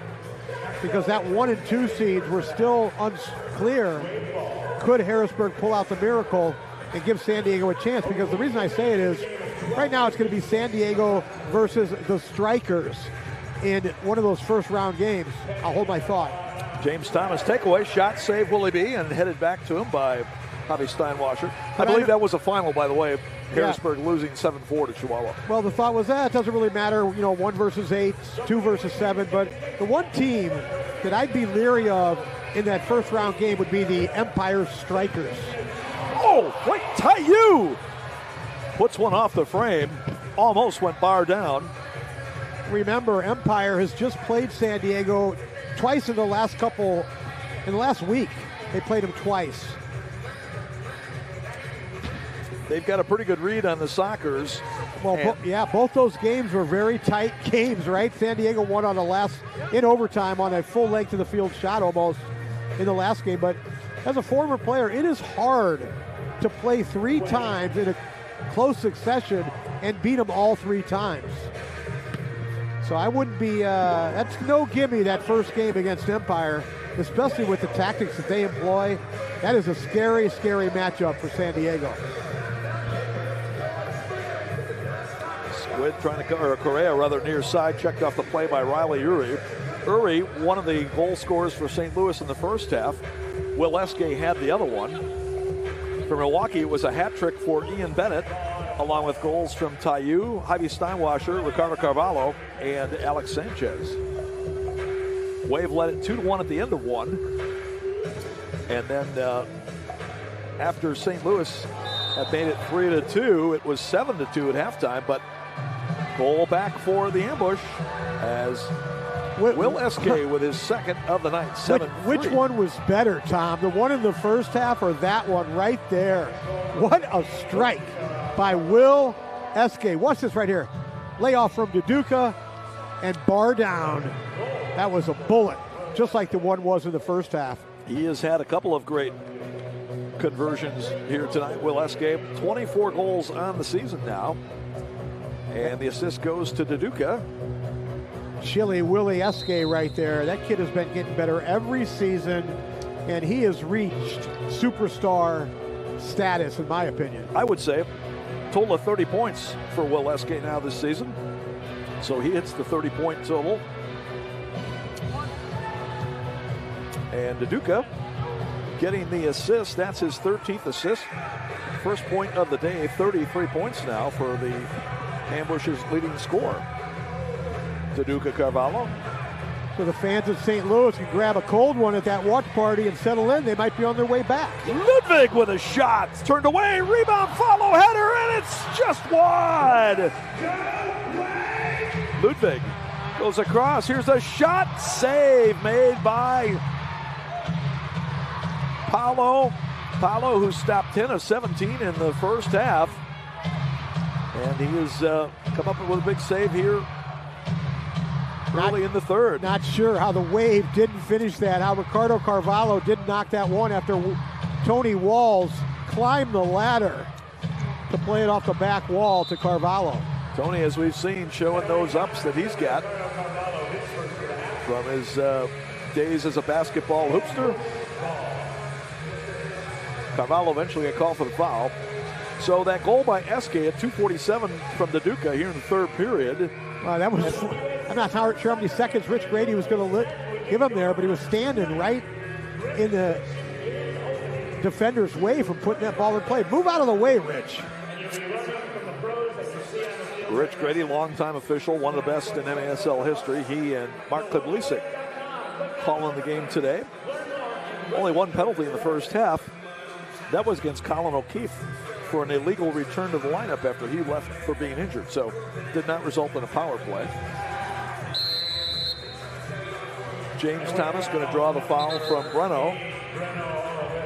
We talked about Duduka's improved play. There's another guy, number 20, James Thomas, has been a critical piece to this late season St. Louis Ambush run. He's played really well. He, Duduka, Eske, Almeida, the veterans have really come to the forefront for the Ambush during this streak. Eske almost lost it, but he gets it back. He's looking for a hat trick now. We'll play it back out for Almeida. Almeida in his 11th MASL season, his 10th with the Ambush. Played the first year with Tulsa with the ill-fated Revolution. Since then, he's been with St. Louis. Nascimento moving forward, pressure from Huffman. Again, Paolo, a very good ball handler. Not afraid to push forward when he wants to. And there's a foul on Huff. Nice job that time by Paolo to draw that foul. Felt the contact from behind and Huff took a big dive forward. Huff thought there was a little embellishment, but there was a little embellishment, but give credit to Paolo. That's what you do. Hundelt's on the free kick. We'll play it. Eske now. Williamson near side. Eske's drive just wide. Willie B didn't even move on that shot, Tom, from outside the yellow line. Pushing foul going to be called against the Wave. I think it's Mario Alvarez for pushing off on Araujo. Araujo will come out, and free kick will come from the near point as Almeida plays it in for Williamson. Robbie Williamson, 13 games with the Waves, he had three goals and 1 assist. 7 games at the Ambush, he's had 4 goals and 2 assists, so he has really picked up the offensive pace. And 2 of those goals coming against the Milwaukee Wave. Yeah. Had a big one on Friday night to help the Ambush get the victory. Correa tripped down, no call, they play on. Riley Uri with it. Uri coming forward. Now reloads on the play. Mo Ndiaye drives it into flex wide. Chakute with the rebound. That was blocked. Ian Bennett with it. Ian with a first half hat trick, including that great run just before the buzzer to score. Oh, what a shot! Sanchez! 8-3 Milwaukee. You just can't stop that kid when he gets a load of steam going forward. That time he went all the way across to the right side of the penalty area, just outside the penalty area, and came back to the backside and beat Paolo. And that first line of Bennett, Sanchez, and Frank Tayu has been incredible in this game. Ian Bennett will get credit for the assists, his 4th of the year, as Alex Sanchez gets his 2nd goal and his 4th point of the day. Now 27 goals, 21 assists for Sanchez. Got to double check, AK, to see how Jorge Rios did in the game today in Harrisburg, because Sanchez with 48 points, which tied the total that Rios had going into today's game. Sanchez has emerged as one of the top 1v1 guys in the league.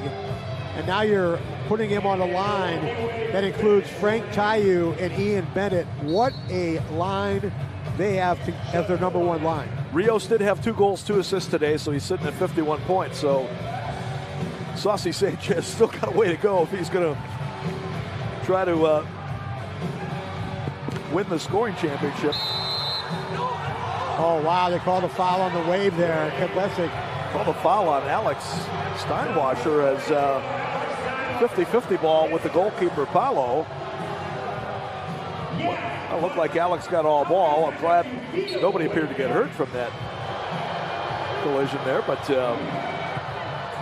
St. Louis really getting the benefit of the call there. Tony Walls up for Tayu. Frank fakes, top of the area. Now he'll shoot, and the shot is blocked. Trying to stay with it. Alex Steinwasser trying to get tripped down, and this time they're going to get Paolo, and wow, he's lucky he didn't get a card. Alex took a knock there. Hopefully he's okay. Yeah, they could have given Paolo 2 minutes for tripping there. So the Wave with the restart. Good chance here as Mario Alvarez checks out the situation as you check it out on our replay.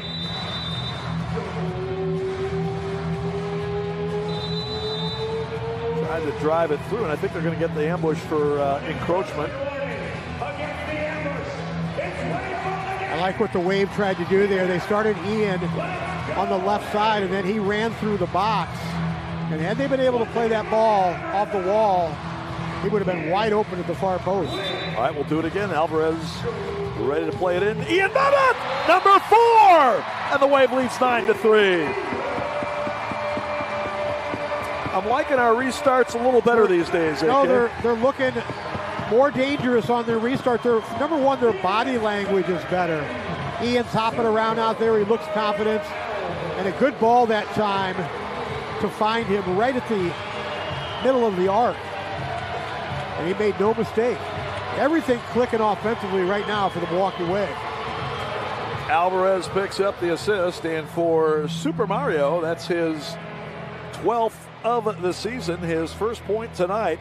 Ian Bennett with his 4th goal, his 27th of the year, his 490th in his Wave career. He is now just 46 behind Michael King for the franchise all-time leading goal scorer. And for as well as James Thomas has been playing offensively, he just got caught ball watching that time and never saw Bennett sneak right next to him. Breno wiped out by Araujo. Foul on Araujo, and right in front of the Wave bench. Wave thought there might be more. You can see Breno not very happy with Araujo, and I wouldn't be either.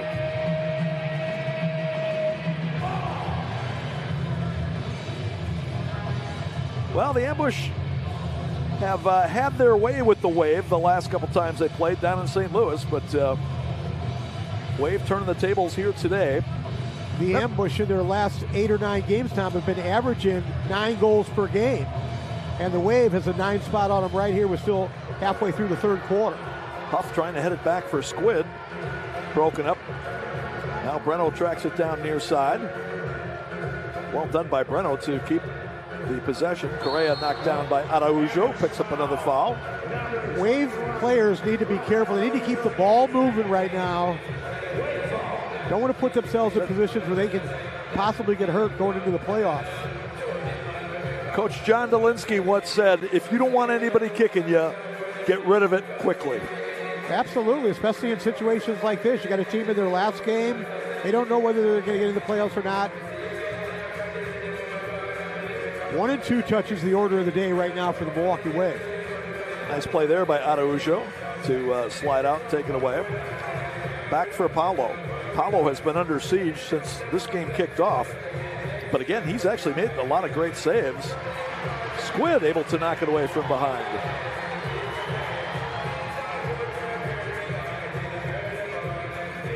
Huffman, triple team, plays it back. Tony Walls will get it. I'll tell you, I like the way Tony's moving today. He's been battling that hamstring injury here the second half of the season and has only played a couple times since the All-Star break, but he looks good today. And he's obviously going to be a key defender for the Wave going forward. No, along with Squid and Cesar Correa, those are their marking backs now. The 3 guys in the back, and you got now Mario Alvarez, and hopefully Max Ferdinand will be back for the playoffs. Those are your attacking defenders. Yep, Max again battling the hamstring. That has knocked him out for all except for a couple games this month. The last time he played was in Kansas City on March 14th. Well, Max is a guy who over the years has been a big-time playoff performer. That's a guy you want in the lineup when it comes playoff time, Max Ferdinand. Absolutely. That one goes out of play, so we will have our media timeout. 5:43 left to go here in the third quarter. Wave leads at 9-3 on MASL TV. When we get back from this break, this is Major Arena Soccer League action, live from Panther Arena.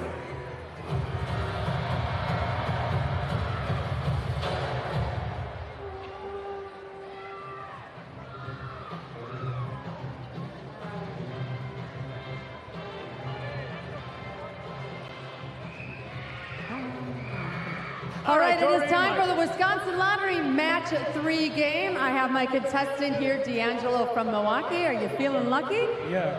All right, so we're going to show you a board with some numbers. You give me 2 numbers at a time. We'll scratch them off and see if you can match 3, and then you win the prize, okay? Cool. All right, here we go. 1 and 5. 1 and 5.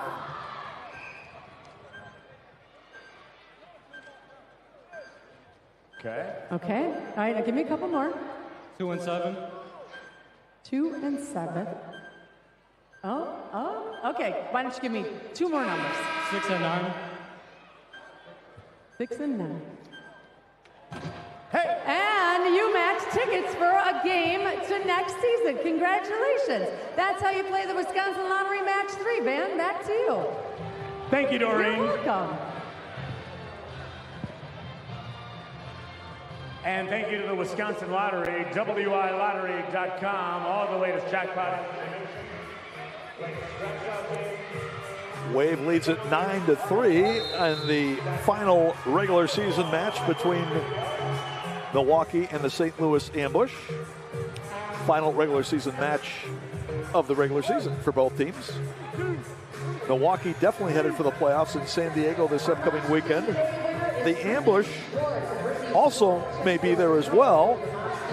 But we won't know until the end of this result and the result tonight in San Diego between them and the Tacoma Stars. Here's Avi Steinwasser. And a good track back defensively, James Thomas. Wave at a 2-on-1. Javier waited way too long to dish that ball, and then he under-hit it on the pass to Tayu. It was too easy, Tom. Thomas, sliding effort, nice defense there by Correa. Blocked the shot, picked up by Willie B. Back they come the other way. Frank and Javi on a 2-on-3. Frank go to the corner, cut off by Paulo. Now Bo Ndiaye trying to pry it out of there. Grable able to get it out. Alvarez, Steinwasser. Wave just could never settle that ball. And here comes Araujo. Catch MASL Monday every Monday night on MASL TV and on CBS Sports Golasso. Alex Bastanowski and Phil Levanko are joined each week by special guests from across the league to recap the weekend's games and discuss the league's hot topics. Obviously, they'll be talking about the upcoming playoffs in San Diego this upcoming Friday, Saturday, and Sunday.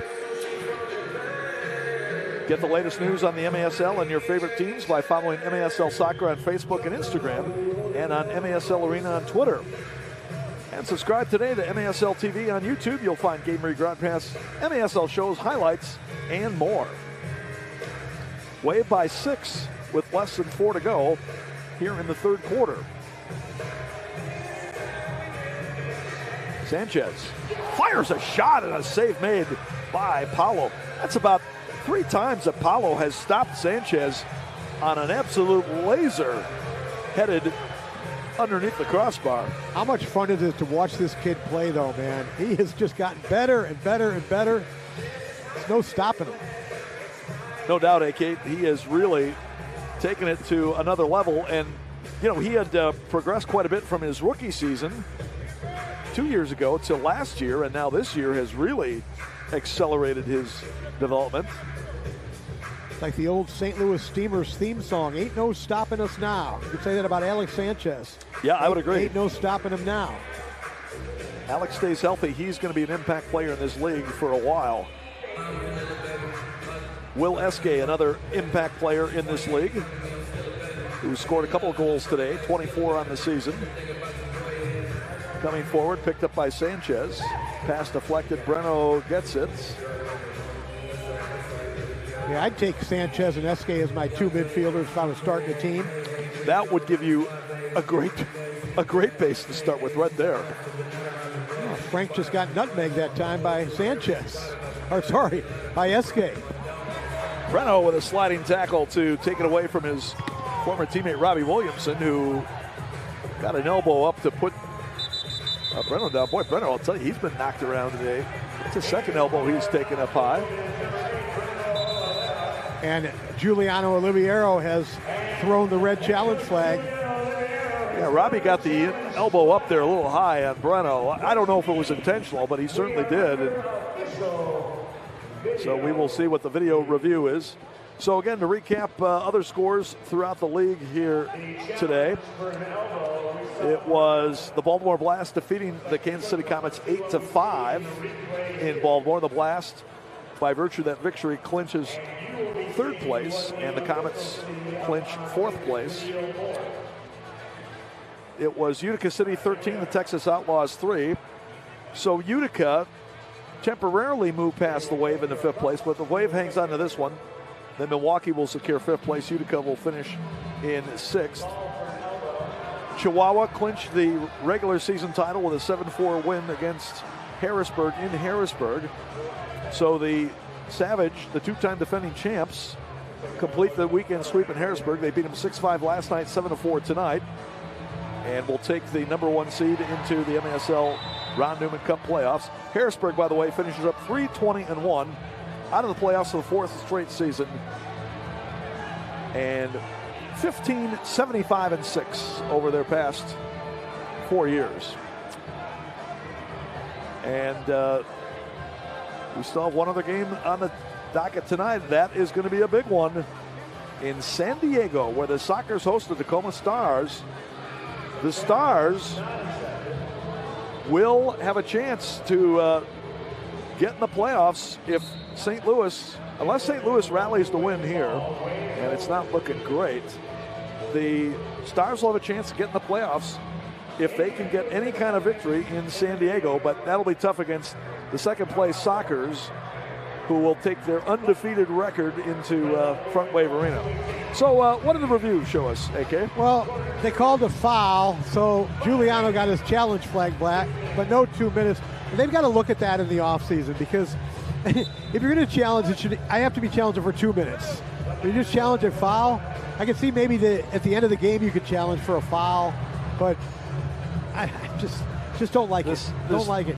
This league cannot continue to waste time on challenges that don't result in anything. Oh, it resulted in a foul, Tom. And then they got their challenge flag back. So we still could possibly have another challenge. Well, that's what I mean. Right.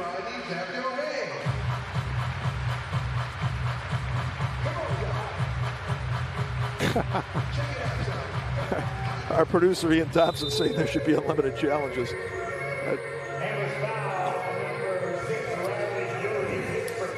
1:44 left to go here in the third. If they were paying me by the hour, I would say, yeah, let's have unlimited challenges. Yeah. Take all day to play these games.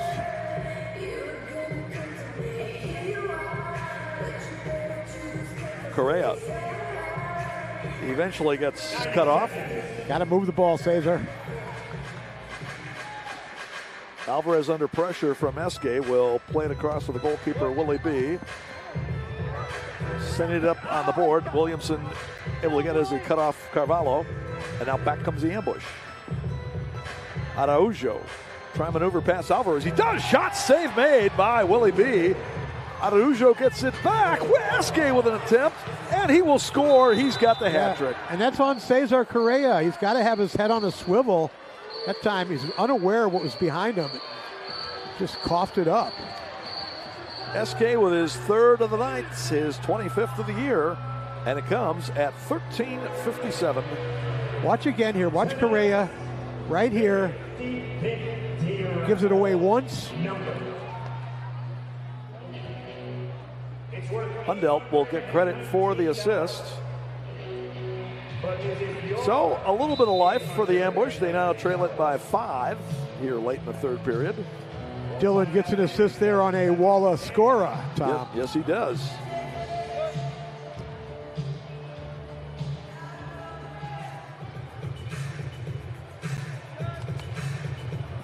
Here's Colin O'Keefe. Centering. Oh, Chacunte with a great chance, but he couldn't convert. Wave dodged a bullet there. Up ahead, Sanchez. Sanchez looking for a hat trick. NBI hustles back to knock it away. He launches to the rafters here at the arena, and somehow it avoids superstructure violation. Now, Javi Steinwasser. I was so hoping superstructure violation, Tom. Our friend the doctor out in Empire, Philly's old partner, man. He loves the superstructure violation. Yeah, that would have been a good one to honor the doctor, right? I'm not sure why he loves that superstructure violation, but man, he sure does. Doctor leaving the booth at midseason. Paulo somehow plays it behind, walking in, shot just missed by Thomas. Paulo almost ends up with an assist from his belly. And at the buzzer, Thomas misses again. That'll do it for the third period. 2 goals for each team in that one, Tom. We go to the fourth. It's the Wave 9 Ambush 4 on MASL TV.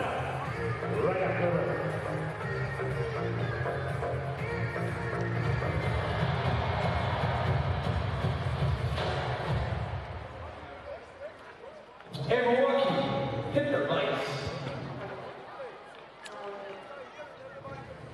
Great moments are born of great opportunity. You'll know what you have to do. Forget about the crowds, the size of the school, the fancy uniforms. No one. Our house. Just Unleash the fury. If you put your effort, concentration, and playing to your potential to be the best you can be, I don't care what the scoreboard is, at the end of the game, in my book, we're going to be winners. Tonight, we stay there. And We shut them down because we can. It's the Black Ops. This is our call. That's right. He's right back to these guys. I want you to get up now. Unleash the fury. I want all of you to get up out of your chairs. The fans are standing up for them. The security guards are standing up for them. The peanut vendors are standing up for them.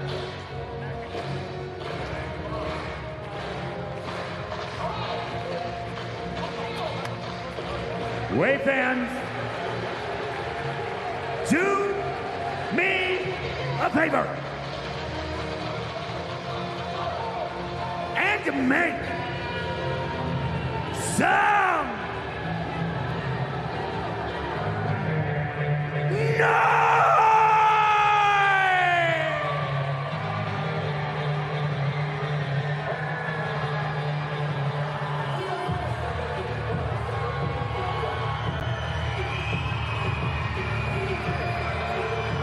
Who wants the ball?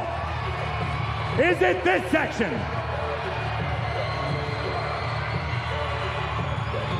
Or is it this side?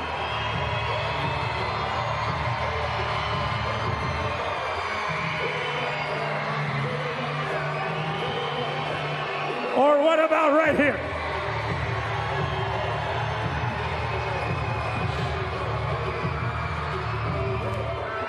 Or right here?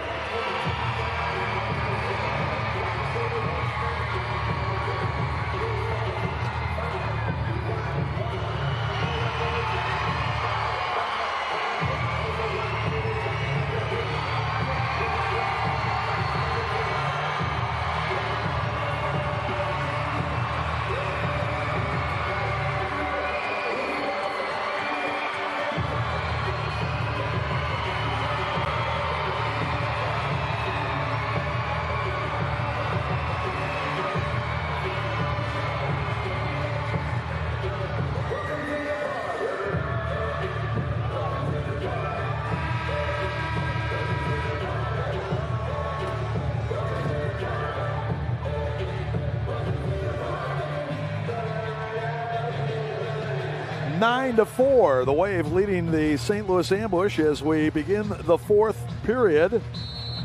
MASLsoccer.com is your home for everything Major Arena Soccer League, all the latest news, leaderboards, highlights, and more. Also, Capelli Sport is the official and exclusive preferred uniform and apparel provider of the Major Arena Soccer League. The all-new MASL fan store will be launching soon. And get the latest news on the MASL and your favorite teams by following MASL Soccer on Facebook and Instagram and MASL Arena on Twitter. Wave in the black and gold uniforms, black and yellow, going right to left. As we look at the action in the fourth, Ian Bennett, he of the orange shoes, and 4 goals on the day now. Ball sent across. Huffman trying to track it down, but Paulo Nascimento there to cover up. Shots through 3, the Wave out shooting the Ambush 27-15. Here's Daduka off the inboard. Willie B will gather that one up. Fires out to Huffman. 2 on 3 with Bennett, now 2 on 5, and Huff will wisely back it up for Alex Sanchez. So, Art, as we come to the fourth quarter, Wave in good shape. Just trying to see if they can see this one out, stay healthy, head to San Diego this weekend. Yeah, so this first part of the day coming to an end here in the MASL, and going to look forward to that San Diego-Tacoma game immediately following this one. Yeah, that should be a good one. I believe that it will be on CBS Sports Golazo. And get over to the Water Street Brewery where they're having Giuliano's retirement jersey party after the game. See if we can get that one tuned in over there. Javi Steinwasser on a run that's denied. Alex Steinwasser digs it out. The Steinwassers from Sterling Heights, Michigan, and the University of Indianapolis played for the UIndy Greyhounds. And Alex bumped down again. Boy, I'll tell you, he's taking his share of knocks today. Have your head on a swivel and play 1 and 2 touch. You want to dwell on the ball. Colin O'Keefe is going to put you down, as he did right there. As you like to say, Tom, he's no shrinking violet out there. No, he is definitely not. him and Araujo have gotten their knocks in today, that's for sure. Frank Tayu battling with NDI. Now Alex Steinwasser cut off by Hundelt, and Nascimento will pick it up. That one will end up in the Wave bench as Eske was trying to send it up ahead for Jeff Michaud. One of the first mistakes Eske has made this game, other than that defensive clearance on the Bennett goal earlier in the game. He's got the hat trick. Ian Bennett has 4 for Milwaukee. Ian with 8 goals in his last 2 games. Yeah, at this point, if I was handing out 3 stars in this game, I'd have to go Bennett 1, probably Eske 2, and Sanchez 3. Frank Tayu trying to maneuver against NDI. Mo takes him down. Here come the ambush. Almeida 1-on-4. He'll play it back out. Might be getting towards that time to pull the plug on Frank here. I noticed when they start through the quarter.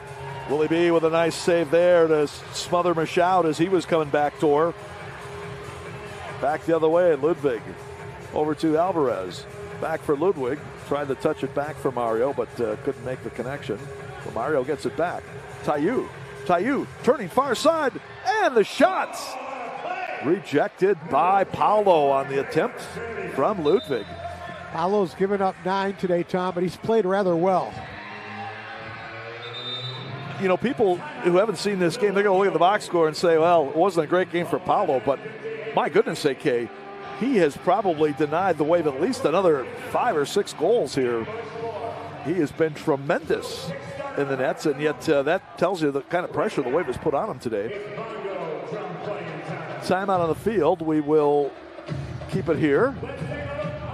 Tell you that you can catch MASL Monday every Monday night on MASL TV on YouTube and CBS Sports Golasso. Alex Bastavansky and Phil Levanko are joined each week by special guests from across the league to recap the weekend's games and discuss the league's hot topics.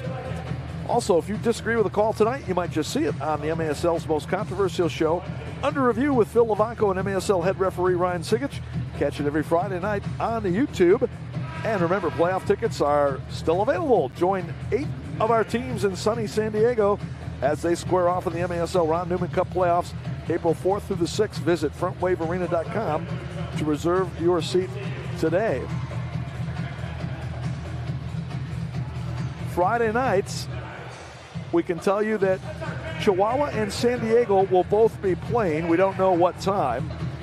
And well, San Diego's playing the second game, Tom, the late game on Friday So they night. will be taking on the Empire Strikers, and Chihuahua will take on either St. Louis or Tacoma. Back it comes. Ian Bennett on a tight shot after the corner kick restart from Carvalho. Ricardo, good job to fish it out, play it back out for Alvarez. So again, go to MASLsoccer.com to confirm those game times. That'll also be televised on CBS Sports Golasso. Big doubleheader Friday, big doubleheader Saturday on CBS Sports Golasso. The Wave will definitely be playing on Saturday. And again, they could be playing either Kansas City, Baltimore, or Utica. I guess they can't play Utica, but I think it's pretty safe to say, Tom, with 11-15 and a 5-goal lead, they're going to be facing Kansas City in that playoff game. That's what it looks like. By the way, Augie Ray now in the lineup for Milwaukee as the goalkeeper. Shot by Alvarez, turned aside. Rebound, Tayu up above the crossbar on the header. So Augie Ray now in the nets, defending the goal to the right as we look at it. Willie B finishes up. And pretty good game today for Willie B. He looked sharp early. And hopefully carrying some good momentum into the postseason for the 6th-year MASL Pro out of Buffalo State College. 6th year in the league, 3rd season with the Wave. And if the Wave hangs on to win, Willie B will get the win. That'll be his league-leading 14th of the year. Ricardo coming down the middle. Tap wide, rebound, follow in the header. Oh, he had it set up for a Self-Walla score, but unfortunately, couldn't quite do it. Well, that's because the ball hit the stanchion there where the glass meets the boards, and it popped up over his head. Good defense by the Wave to cut off Riley Urey, but eventually a foul called. It was a great ball by Max Ludwig, and Carvalho took it fantastic, right in stride, but as he pushed it by Paulo, that ball hit where the boards and glass meets.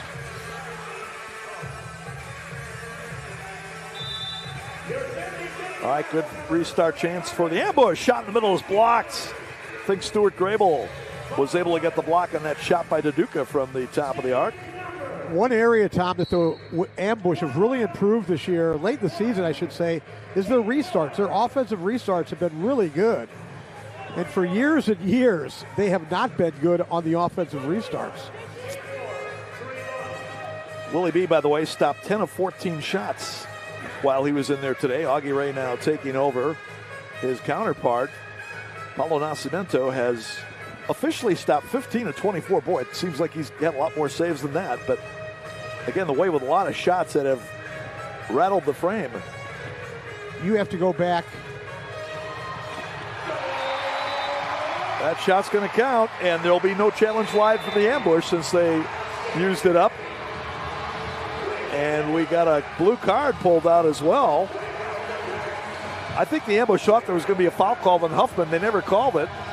And they played on, and they set up Breno for a goal to make it 10-4. Yeah, that was a yellow card. It would have been a blue card. It would have been delayed, but... One more time. Actually, Ludwig is going to get credit for the assist. Yep. Nice play that time by Ludwig. Right here, good combination play. Breno will get the goal, and he's got his 13th of the year.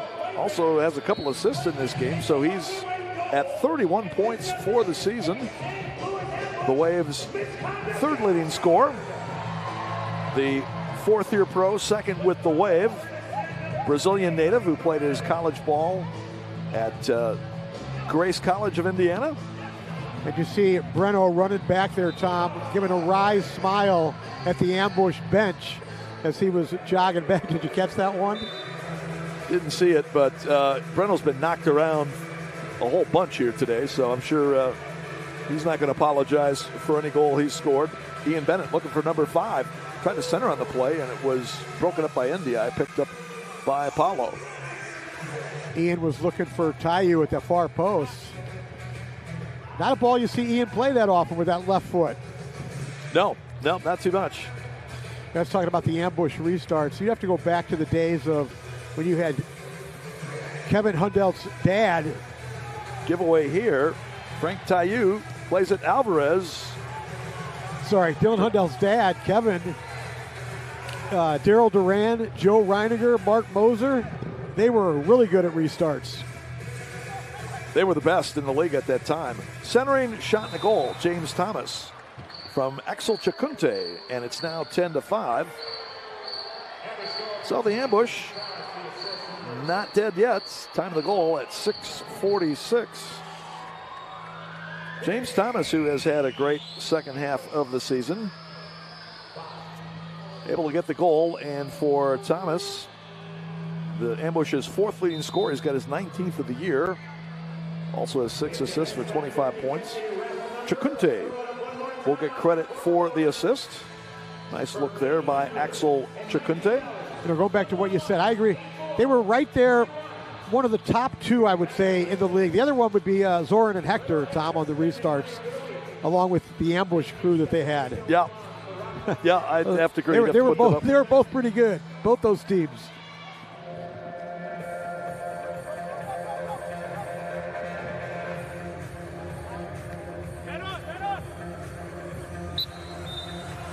Foul going to be called on Tony Walls, pushing down Duduka.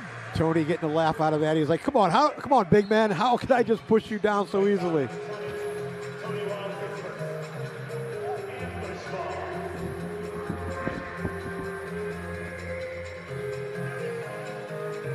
Augie Ray will let this ball crawl over to him. Augie, a native of Las Cruces, New Mexico, and in Friday night's game, Wave had a player debut for him named Larson Rogers. Larson is also a New Mexico native, I believe, from Albuquerque. So we've got a couple of Land of Enchantment natives on this team now. Timeout call on the field. We'll take a break. 7:12 left to go in the contest. Wave 10, Ambush 5 on MASL TV. Ambush 5. More Wave Soccer coming up after the break. Get everybody in.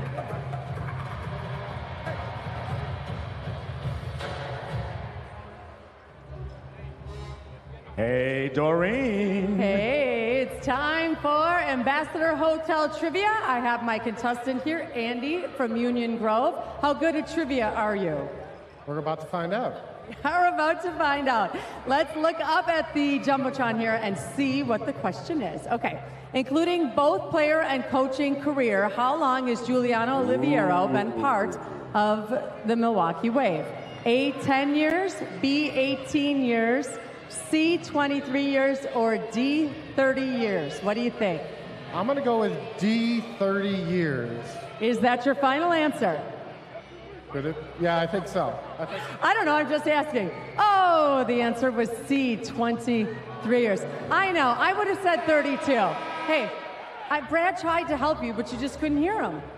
But thank you for playing Ambassador Hotel Trivia. Van, back to you. All right, thank you, Doreen. Thank you to the ambassador. Don't forget post-game autograph session. Coming up after the game, get field access. Section 204, Section 2. Coming down the stretch here for the 24-25 MASL regular season, 7:12 left to go in the final regular season game. But great kick save there by Augie Ray to preserve the 5-goal Milwaukee lead. Now the Ambush get it back. Araujo with a shot that's wide. Almeida pressing the attack off the end board. Huffman able to knock it away. We're going to have a pushing foul in the middle on James Thomas. Not sure how Augie Ray saw that one, and I'm sure James Thomas, the St. Louis forward, is not sure how he saw it either. Almost an instinctive kick out that time from Augie Ray. Tom, it's been another fun season with you, buddy. Yeah, absolutely. Great job. A lot of fun working with you. Ian Thompson, our producer, and the production team. Fantastic as always. No, it's been a great regular season, AK, and well, who knows? You know, if Wave can go out to San Diego, win a couple games, we may be back for another broadcast. 2 to go in San Diego. We'll be right back here if that happens. So the two teams that emerge with a couple of victories in San Diego, remember it's single elimination out there for the quarterfinals and semifinals, will play in a best of 3 for the Ron Newman Cup title, and those will be home field game situations. So that's why if the Wave does make it to the finals, we would have at least one game here in Milwaukee. The Wave and the Comets, Tom. We've seen that matchup many, many times over the years. Yes, we have. And that should be another battle for the ages. And there's a lot that's made about, oh, these teams don't like each other. That's been a healthy rivalry over the years. There's been a lot of respect going way back. I think there's way too much, it's overblown about how these teams hate each other. I don't see that. The fans get into it sometimes, but I think there's a lot of respect between the two teams. Breno's going to launch toward the empty net and going to be off mark. As again, Paulo was pressed upfield as a 6th attacker. Well, let's say the Ambush does qualify for the playoffs. How would you like their chances against Chihuahua? Well, anytime Chihuahua's away from their venue, they're a little bit more vulnerable, but they're still one of the best, if not the best team. But I still think, and I think Giuliano feels as well, that Tacoma gives them a more difficult matchup. They've played each other more times. You know, the Ambush went to Chihuahua this year and played them twice. The first game was a blowout. The second game, they held in through 3 quarters against Chihuahua. That was in Chihuahua's building. But I think Tacoma gives them a better matchup. Anytime you got Nick Pereira on the field, although I will say Will Eske right now, you don't want to face that guy either.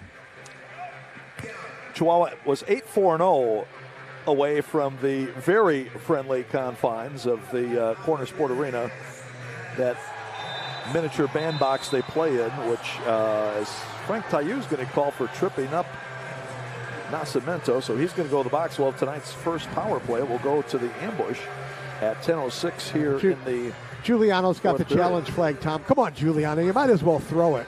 You got it. I know that'd make you happy, Tom. So, anyway, the Savage, going back to last year, I believe they won 18 straights, including postseason matches at the Corner Sport Arena. They have never lost a postseason game at Corner Sport. They are 11-0 all time there. Correa shorthanded. Cesar trying to race by Esque, two of the fastest players in the league. And nice job. Cesar draws a foul. Well done that time. Right there, we haven't seen that for a long time, by the way. That's good penalty killing right there. Get the ball, get to the boards. Ragtime along the boards, and when you feel contact, go down. That is great penalty killing right there by Cesar Correa. Cesar ready to play it in on the free kick. Wave will still be shorthanded for 1:39. Breno runs up and handles a shot that's blocked. Cesar was wide open. If Breno just plays that ball off the back wall, he was right there unmarked. Javi Steinwasser wins it back. Well done by Javi, and he gets it again. And head to the boards. Now Alex Steinwasser. You got both Steinwassers on the penalty killing unit. Alex against the board with Almeida. And then Alex takes a shot to the face from Araju right there. Alex he's taken his share of knocks. Him and Breno today have been belted all over the place. But not feeling quite as bad with the Wave up 10-5. Still 55 to go on the power play for St. Louis. Ambush this year, decent power play, 10 for 25 at 40%. The Wave has killed off penalties at 68%, although they only killed off 1 of 4 against St. Louis the other night. Esque cut off there by the Steinwassers. Couldn't get the shot. Hundelt back for Esque, looking for number 4, and the shot deflected wide. Stuart Grable, good job to nudge it out of the zone on the far side. Now 15 seconds left on the man advantage for the ambush. Esque fires off mark. Duduka will play it down. Almeida, centering pass broken up. And Javi clears downfield. Foul going to be called by the ambush. And a nice job by the Wave to kill off this penalty. It still has 3 seconds to go before Frank Taillou comes out of the booth. Wave's going to challenge here. Javier talked to coaching staff and said there was an elbow. He did it for you, Tom, just for you. So they will take a look and see if that was the case. This all happening with 2:57 left to go in the match. Courtesy of Javier Steinwasser, who adamantly talked the coaching staff into that one. Now, if it's not, Tom, and we see Javi after the game, we're going to tell him, you owe us one right now. You owe us one. Well, I think we might see him at the post game. Yeah, that's what I'm saying. Let's see what he's got here.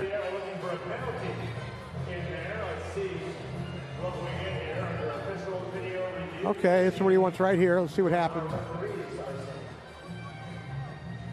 Oh. Almeida. Yeah. It wasn't to the head area, but it was right around the shoulder, middle area. Watch him come with the elbow. Right here. Boom. Whoa, that's a red card, Tom. I'm sorry. Whoa, that was a red card. That was intentional. That's a red card. He's very lucky that it's only a blue. I'm not sure how that's a blue. I don't either. That was intentional with malice intent. Yes, it was. That's a red card. Very disappointed in Lucas Almeida with his intentional elbow. Yeah, you throw an elbow like that, especially time of the game, score of the game. I don't know what he's arguing about. He got the 2 and the 5, I think. I'm not sure if the 5 was for arguing. But he probably should have gotten a 2 plus 5 anyway. Yeah, I don't know why he's arguing, because he easily Look could at have that got right there. That's easily could have got a red card. That's a red card, man. That's a red card. I'm not sure there's people around the league say, no, you're overblowing that. But no, that's not. No, that not was just a blue. Clear video evidence.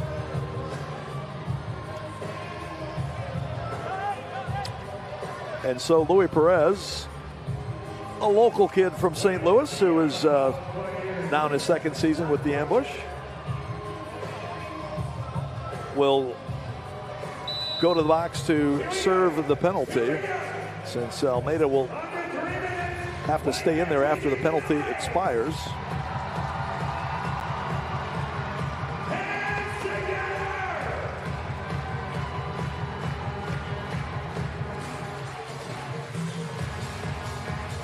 And let's see if the Wave can just work the clock here a little bit.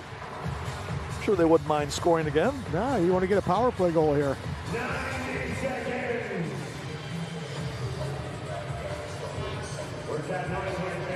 Still got 2:20 left in the contest.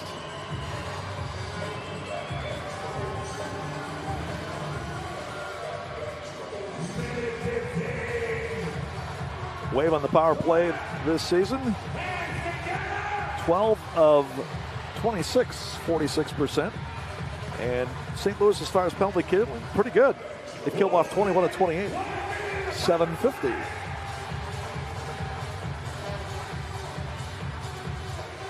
Frank Taillou, between a couple of defenders, worked his way top of the box, got a shot off that was high. Sanchez with the rebound. Alex looking for a hat trick, drives it wide. Ricardo Carvalho now. Still 40 seconds on the power play for Milwaukee. As Alex attacks down that left side, Ricardo's got to hug the post. What? Referee blew the whistle too early, didn't play advantage, and took away that goal. Unlucky for the Wave.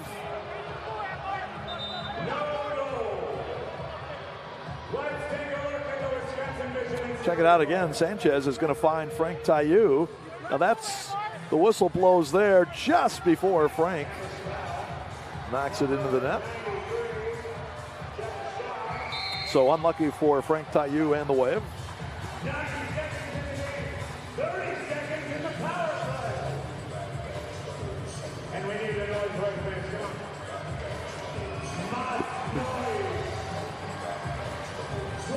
Frank spinning, shot is blocked. Eske on Look the out. shorthand breakaway, and save made by Augie Ray. Nice save there by Augie to stop the shorthand bid from Eske, who was looking for his 4th goal of the game. Still 11 seconds on the power play for Milwaukee. Nice job that time by Augie Ray to cut down that angle. Paducah drives it in. It's kicked out. Follow up off the mark by Mashoud. Mashoud hustled back to get it as the power play finishes up. Mashoud looks like he might have sprained his ankle there, leaping up, as he is still on the turf, back in his defensive half of midfield.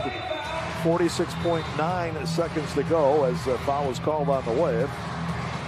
Mashoud with a leaping effort to head that one away, and then might end up hurting himself there. And he's going to need a little assistance from Paulo coming off. Paulo doing it all today. Goalkeeping, he's coming forward, taking shots. Now he's acting as the trainer, getting this player off the field.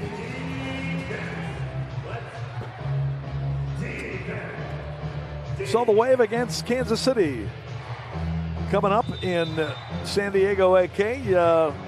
Any preliminary perspective on that one? Well, both teams know each other quite well. And you know Stefan Stokic is going to have his team well prepared. You got Reggett, Marquez as the target players, 2 of the best in the league. You got one of the best defensive teams in the league, led by Chad Vandegrift. A couple of pretty good goalkeepers, whoever plays. Couple good young players, Acosta. Well, it'll be a battle between 2 of the league's best coaches. And then for the Wave, you've got the big line of Sanchez, Bennett and Frank Tayu. They'll put some pressure on that Kansas City defense for sure. But as you said, Art, they are one of the better defensive teams in the league. They gave up 8 today in Baltimore, but both teams should do well to work on their restarts and special teams this week. It could come down to who executes their special teams more effectively in that game.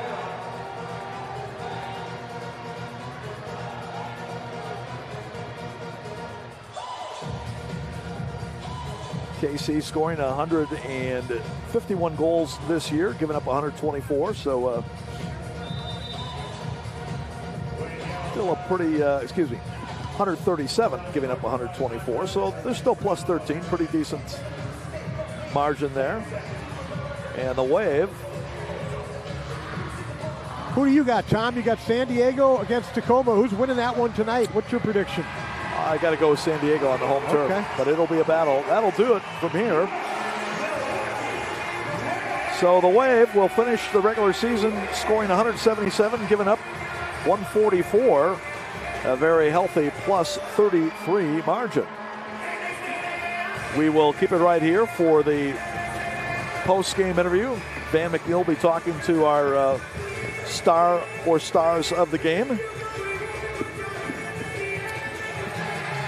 Sounds like we're going to get Ian Bennett as our guest down low. So we'll look forward to that. Ian with a tremendous game today, 4 goals and an assist. Well, between Sanchez, Bennett, and Will Eske, those guys put on a show out there today. Yeah, they sure did. Nice crowd here today, and they saw a great game here between these teams. Turns out well for the Wave as they earn a season split with the Ambush, dropping 2 of the 3 in St. Louis, but winning the single game played here. So Milwaukee continues their dominance in the all-time series. They now lead at 42-7 with a 22-2 mark here in Milwaukee. 20-5 in St. Louis. That's since the Ambush's revival prior to the 2013-14 season, which was the last season of the old MISL. And of course, both teams moving into the MASL, beginning with the 2014-15 season. But good win here today to close out the regular campaign. Wave finishes at 14-8-2, 9-1-2 at home for a total of 42 points to finish 5th in the league standings. The Ambush finished 11-12-1, 5-7-0 on the road. They saw their 5-game winning streak, their club record 5-game winning streak, come to an end. And they finish up at 33 points, which is still 1 point ahead of Tacoma. So Tacoma, with a regulation or overtime win, could still sneak in there. Not sure who holds the tiebreaker if Tacoma has an overtime loss tonight. That would tie them with St. Louis, 33 points. Ambush have more wins and more regulation wins, so I think we'll go with the Ambush. Yep, that's the first tiebreaker, wins in regulation. All right, let's get ready to send it down to Van McNeil. He's with Ian Bennett. All right, down here on the field with our Think Limo driving force of the game. Death, taxes, and I beat 2-6. Always here at the end of the game. Congrats, Ian. I guess that's promise, right? No, but hey, just blessed, man. Honestly, it was a big night. Jules was honored, and we had to come out, man, because sometimes I think we've lost on his birthday, like 5 years in a row. So we wanted to make sure we came out and we got this win for him because it's all about him tonight. Statement game here as we move into the postseason and move to San Diego. Talk about the power of the fans in this house. Yeah, it's massive. You know, we're going to be on the road, but everybody's going to be on the road and stuff. But kudos to St. Louis, man. They played us hard this year. Every game was tough. I mean, we didn't beat them by a lot. Obviously, today we finally brought it, but they came on a back-to-back, and we rested some guys. But we had to do what we had to do, right? And we had to protect our home field, and the fans are just fantastic, man. So we got to just keep it going. Last game here. Hopefully, we can have one more, and that would be the final. So we're going to try to do that. We're going to try to bring it home. That's what we're hoping for. We got to take care of business out in San Diego at Front Wave Arena, MASLsoccer.com for all of the breakdown. It's Kansas City It's going to be a tough one. Yeah, I mean, Kansas City, man, last time we played them, they're a fantastic team. They got some big-name players, but we also got some big-name players, and we just got to do what we got to do and full steam ahead, man, and play with that confidence and that swag, and we got this. Swagger all night on this, man. Congratulations, IB. Anything else before we go? Hey, Jules, I love you, Jules. It's all about Giuliano Oliviero. If you missed the jersey retirement ceremony, it'll be up on our YouTube page, along with highlights and more at MilwaukeeWave.com. Ian is absolutely right. It has been a magical night. Tom Wynn, Art Kramer, let's recap this game. Let's go home. Let's go Wave.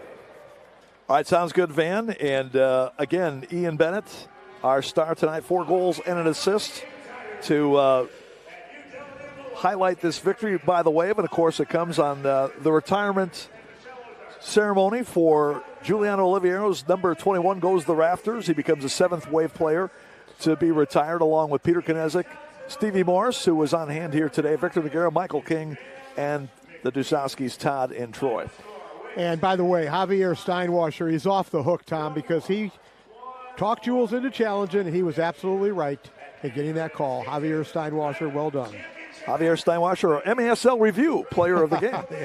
So that will maybe do it for Art and I this year and everybody else. But if the Wave can win 2 in San Diego, we will be back with you. But otherwise, it has indeed been a pleasure to do the broadcast this year. Another great season of Milwaukee Wave Soccer. Hope you all enjoyed it, fans. And again, lots of thanks to everybody who helped make these possible here, including our producer, Ian Thompson, and the rest of our production crew here from Panther Arena. So for my colleague, Wave Hall of Famer Art Kramer, possibly for the final time, Tom Wynn wishing you a good one. Again, our final score here today, the Milwaukee Wave 10, the St. Louis Ambush 5. You've been watching Wave Soccer on MASL TV.